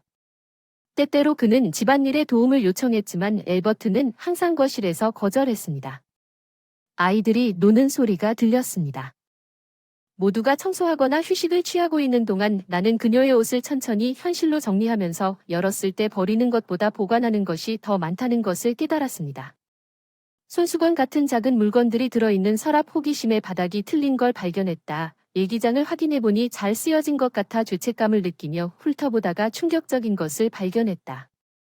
재빠르게 알베르에게 보여주자 그의 얼굴이 충격에서 분노로 변하는 것을 볼 수 있었다. 이게 뭐야, 엘버트, 지금 당장 신고해야 한다고 생각해서 미안해. 엘버트가 기다려달라는 요청을 무시하고 시어머니 일기장에 적힌 내용이 사실이라면 즉시 경찰에 신고했다.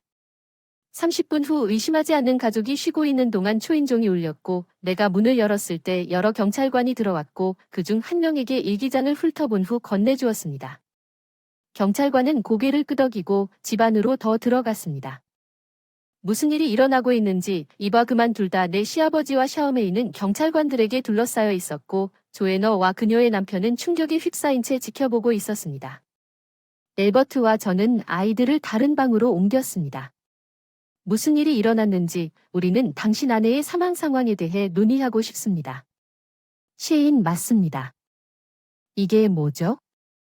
엄마가 병으로 돌아가셨는데 진단을 잘 받았어요. 사실이에요. 엄마가 확실히 아팠어요. 경찰이 왜 여기 있는데 아팠는데 병원에 갔더라면 목숨을 잃지 않았을 거예요. 조안나와 그녀의 남편은 그럴 수 없었어요. 시어머니는 이 말에 충격을 감추고 몸이 아프다고 일기장을 남겼지만 다른 날에는 병원에 갈 엄두도 못 냈고 샤르메이는 시어머니가 그냥 사라졌으면 좋겠다고 말했다.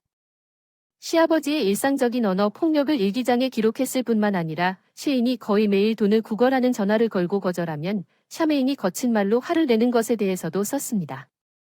시어머니가 왜 병원에 가는 것을 막았는지 여기에 적었습니다. 시어머니는 살 권리가 있었고 죽을 필요도 없었습니다. 나는 참을 수 없었습니다. 시아버지와 이야기하면서 눈물이 창백해 보였고 샤르메이는 무관심해 보였습니다. 남편은 월급도 적고 얼마 전 아이의 유치원을 위해 엄마 친구들과 사교할 돈이 필요합니다. 그들은 새 제품을 자랑했습니다. 너희들을 지켜줄 사람이 있잖아. 내 남편은 월급이 낮아서 날 옹호하지 않아. 난 그냥 불운일 뿐이야. 샤메인의 남편은 누나를 변호할 생각이 없이 빨리 눈을 돌렸어. 나도 월급이 적으니까 캐서린이 아르바이트를 해서 도와주네. 그녀는 아름다운 전단보다 더 많은 일을 하고 있고 나는 그녀를 더 행복하게 만들고 싶습니다. 당신 가족을 위해 무엇을 하고 있나요? 샤메이는 좌절감에 그녀의 입술을 깨물었습니다. 아빠, 당신은 항상 그녀를 망쳤어요. 왜 엄마를 버렸나요? 그녀가 바람을 피우고 있었나요? 당신은 심지어 그렇지 않을 수도 있습니다. 내 아들, 그녀는 마땅한 것을 얻었습니다. 언제 바람을 피웠나요? 당신은 은퇴한 이후로 그녀를 따라다녔어요. 그녀는 지난 일요일에 내 등 뒤에서 그런 일을 했어요. 그녀는 지난 일요일에 그녀의 애인을 만났어요. 지난 일요일에 엄마와 함께 있지 않았나요? 당신은 항상 그녀와 함께 있어요. 얼마나 오랫동안 떨어져 있었어? 그녀가 쇼핑하러 간다고 해도 나는 그녀를 어디든 따라다녔어. 시아버지는 생각할수록 더 당황한 것 같았어. 우리는 결코 떨어져 있지 않았어. 나는 항상 그녀를 지켜보고 있었는데 그때 너에게 엄마의 일에 대해 말한 사람은 샤오메인이었다. 모든 눈이 샤르메인에게로 돌아가서 거짓말 잘하네, 웃기네. 아빠한테 엄마가 바람피고 스토킹하려고 회사 그만뒀다고 말해서 내가 무슨 짓을 했는지 믿을 수가 없어. 시아버지 얼굴이 창백해지고 쓰러지셨어. 늘 의심했어. 그 사람이 지난주에 몸이 아파서 병원에 가고 싶었지만 돈을 주지 않았다고 나한테 끔찍한 말을 했어요. 엄마가 약한 목소리로 남자친구를 만나기 위해 속이고 있다고 말한 것은 차메인이 믿거든요. 시어머니가 눈물을 흘리며 결혼하면 우리 아들처럼 행복하게 해주겠다고 약속합니다. 내가 무슨 짓을 했는지 경찰은 아내가 아무리 후회하고 울어도 흐느끼는 시아버지를 끌어당겼습니다. 돌아오지 않을 테니 우리는 경찰서에서 이 일을 계속할 것입니다. 경찰은 여전히 울고 있는 시아버지와 부르퉁한 샤르메인을 데려갔습니다. 나중에 엘버트와 제가 신문을 위해 경찰서를 방문했을 때 우리는 샤메인이 심각한 재정적 어려움에 처해 있다는 것을 알게 되었습니다. 그녀는 자신이 친한 엄마 친구들 사이에서 지배력을 주장하려고 고집을 부리게 되었다고 말했습니다. 원래는 유지비가 높은 여성이었습니다. 남편과 시댁의 반대에도 불구하고 평범한 가정의 남성과 결혼했습니다. 그녀는 아이를 유치원에 보내겠다고 고집했습니다. 그녀가 플래시의 그룹에 합류한 후 그녀는 고급 점심과 브랜드를 탐닉하기 시작하여 결국 남편에게 고백할 수 없는 빚을 쌓게 되었고 평소처럼 아버지에게 의지했지만 아버지는 직장을 그만두고 그녀에게 돈을 빌려줄 수 없었습니다. 어머니는 처음부터 그녀를 진지하게 받아들이지 않았습니다. 그녀의 시어머니가 중요한 출신이라는 것이 밝혀졌습니다. 우리는 그녀의 소지품을 정리하는 동안 그녀가 의지하기를 바랐던 한 번도 본 적이 없는 시어머니 이름의 은행 명세서를 발견했습니다. 어머니에게 차갑게 거절당하고 돈만 물려받기를 바라던 시아버지에게 거짓말을 하여 스트레스를 받게 되었고 시어머니의 지옥은 생각보다 빨리 악화되었고 그녀는 기뻐서 시아버지에게 그것은 단지 사소한 질병일 뿐이며 이기심 때문에 병원에 데려가지 말라고 계속 말했습니다. 시어머니는 비극적으로 목숨을 잃었습니다. 시어머니의 일기에는 샤메인에게 보낸 메시지가 있었습니다. 다른 사람에게 흔들리지 말고 진정으로 중요한 것이 무엇인지 이해하고 무엇이 중요한지 깨닫고 행복한 삶을 살기를 바랍니다. 그녀가 얼굴에 볼 수 없었던 일들이 이것이 그녀에게 보여준 차메인의 마음은 바뀌지 않았습니다. 그녀는 결국 경찰에 구금되었습니다. 한동안 슬픔에 잠긴 시아버지는 집행유예를 받을 가능성이 높지만 더 이상 만날 수 없어도 여전히 전과가 남을 것입니다. 결국 반성하길 바랍니다. 샤르메인과 그녀의 남편은 이혼을 결정합니다. 아이를 양육하는 아버지 그녀는 아이를 빼앗기고 나서야 이런 일이 일어날 것이라고는 전혀 생각하지 못했습니다. 샤오메이는 눈물을 흘렸습니다. 아마도 그녀는 잃어버린 후에야 자신의 행동의 심각성을 깨달았을 것입니다. 가장 중요한 것은 그녀가 매일 울고 싶다고 했다는 것입니다. 특히 아버지와 샤르메인이 모두 범죄 기록을 가지고 있는 상황에서 가족이 무너지면서 알버트와 조엘은 망연자실했다. 시어머니가 언젠가 누군가에게 진실을 밝히기 위해 쓴 일기였는지 아니면 시아버지를 섬길 계획이었는지. 법적 이혼 서류와 손해배상 청구 이제 아무도 실제 이야기를 알지 못할 것이지만 시어머니에게 일어난 일에 대한 진실이 공개되어 안도감을 느낍니다.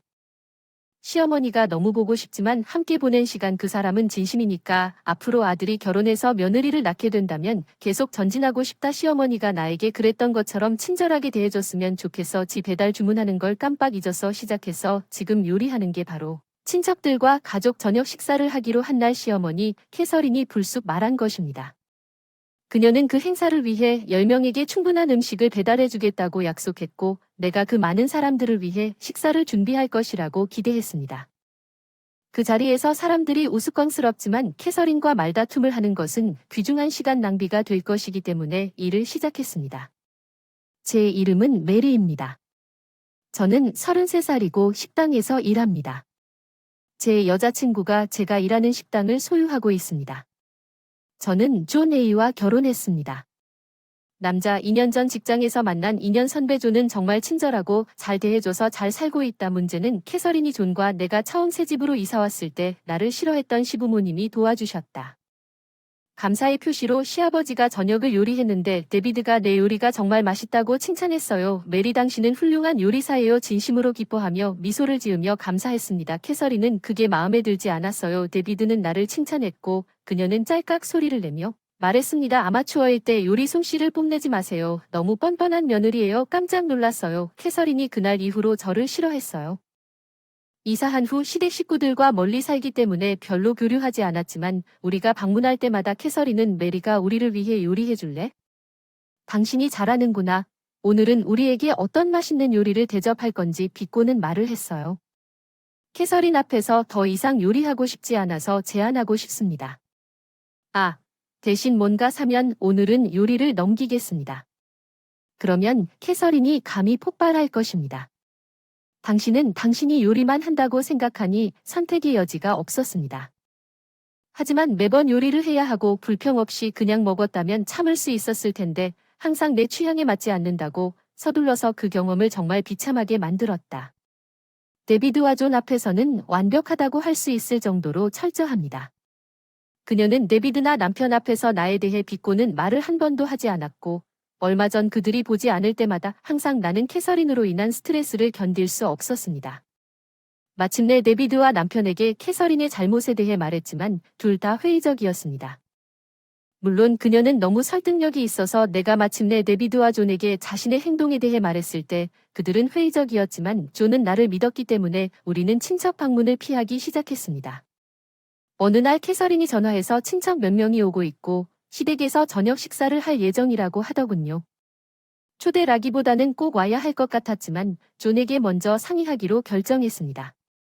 존은 우리가 갈 필요가 없다고 말했지만 헨리의 친척 중 한 명이 우리에게 친절했기 때문에 우리는 그를 위해 가기로 결정했습니다. 내가 캐서린에게 말했을 때 그녀는 좋다고 말했습니다.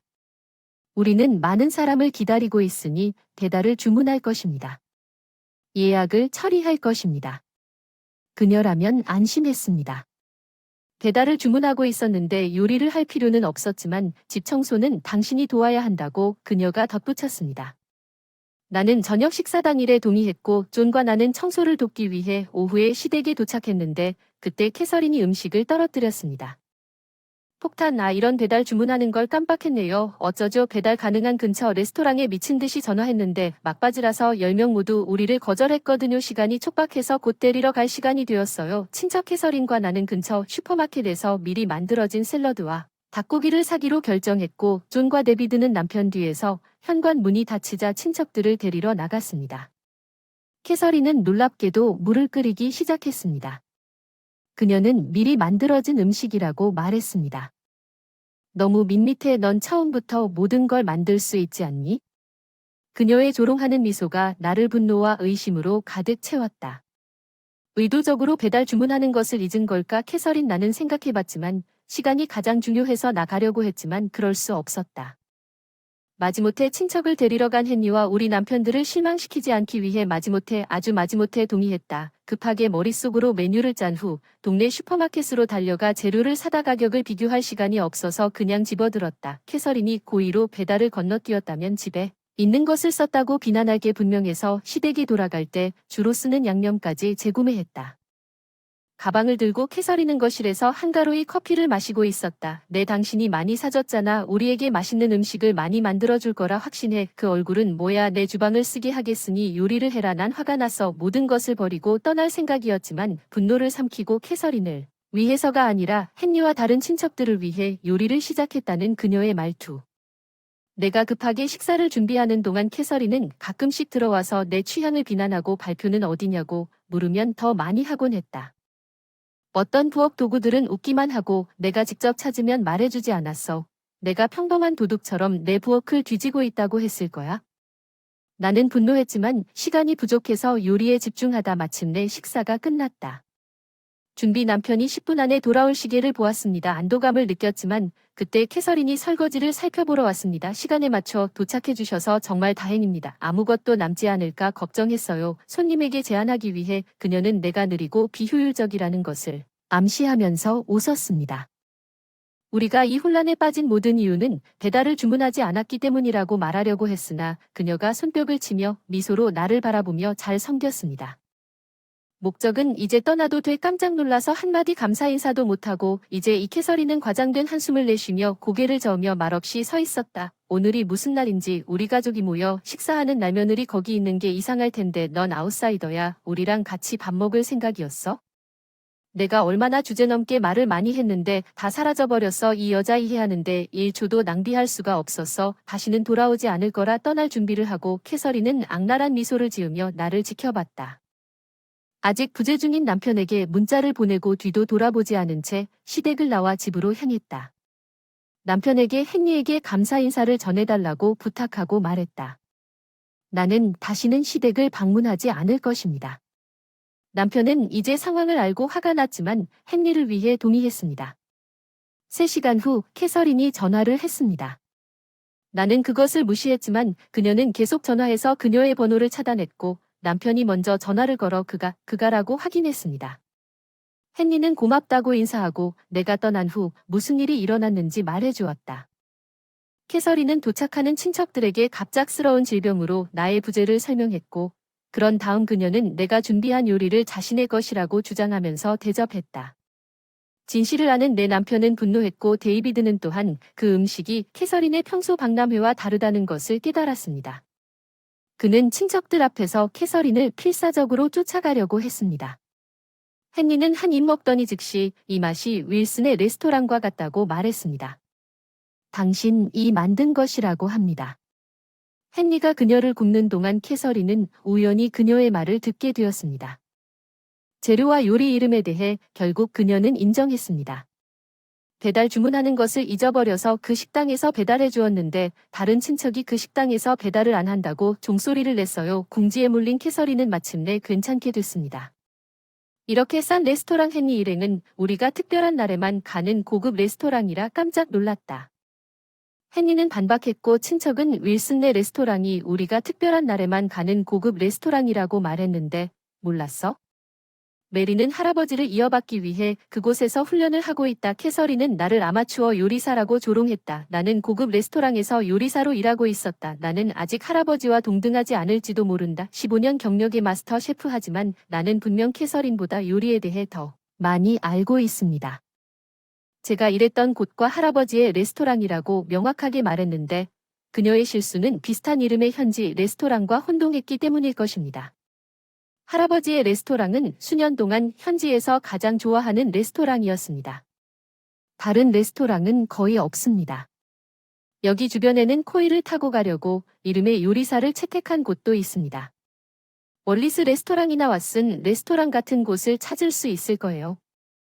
어쩌면 그래서 오늘날 캐서린이 혼란스러워하는 이유일지도 모르죠. 온라인에서 온갖 종류의 정보를 찾을 수 있지만 할아버지는요. 언론의 관심을 경멸하고 모든 TV 인터뷰를 거절합니다. 레스토랑에는 웹사이트도 없고 예약은 전화로만 접수되기 때문에 캐서린은 친척들로부터 그들이 그곳에서 몇 번 식사를 하고 중얼거렸다는 것을 알기가 어려웠을 것입니다. 메리는 단지 작은 식당의 웨이트리스일 뿐이라고 생각했습니다. 캐서린은 웃어 넘길 준비가 되어 있었지만 헨리는 나에게 초점을 옮겼습니다. 메리는 괜찮습니다. 그녀가 아프면 이 모든 사람들을 위해 요리를 해서는 안 된다고 들었습니다. 캐서린은 정확히 그랬습니다.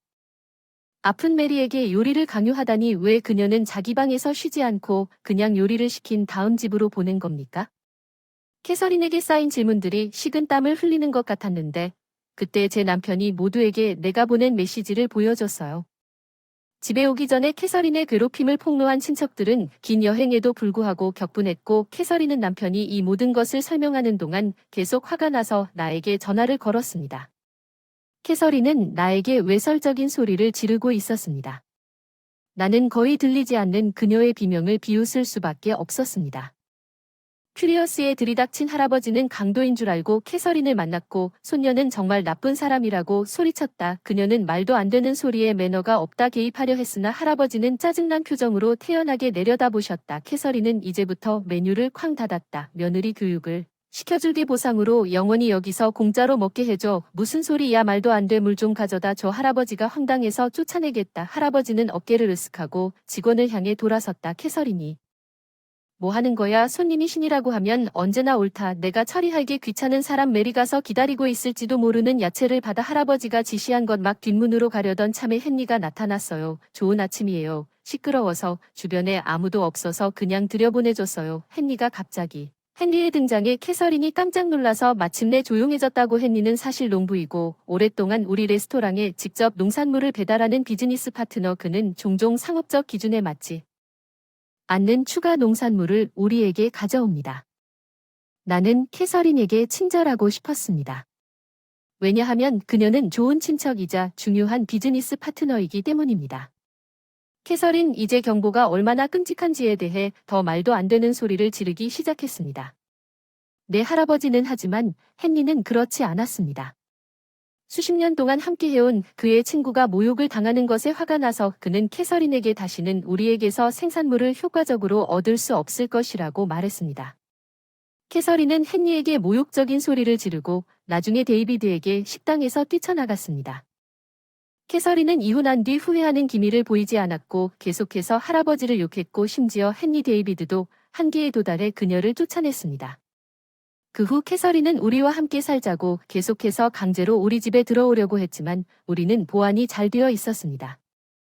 그녀가 들어갈 수 없도록 조치를 취하면서 우리는 그녀를 무시하고 당국에 경고했습니다. 결국 그녀는 경찰이 도착할 때까지 머물렀다가 동네 소문 때문에 떠났지만 벌이 경찰관이 접근했을 때 도망쳤습니다. 지금 이후로 그녀를 본 적이 없습니다. 값싼 아파트에 살고 집세를 내기 위해 아르바이트를 합니다. 그녀는 자신이 직장에 적응하는 것이 얼마나 비참한지 계속 불평합니다. 그녀는 새 일자리를 얻기 위해 애쓰고 있으며 항상 주부였으며 많은 밑바닥에 있는 것 같습니다. 그녀는 간신히 생계를 유지하고 있으며 친척들에게 돈을 요구했지만 모두가 그녀를 무시하고 있습니다. 그녀의 모든 음성 메일과 메시지는 우리가 그녀의 전화를 차단하도록 설정한 남편의 전화로 이동합니다. 6개월 후부터 삶은 평화로웠습니다.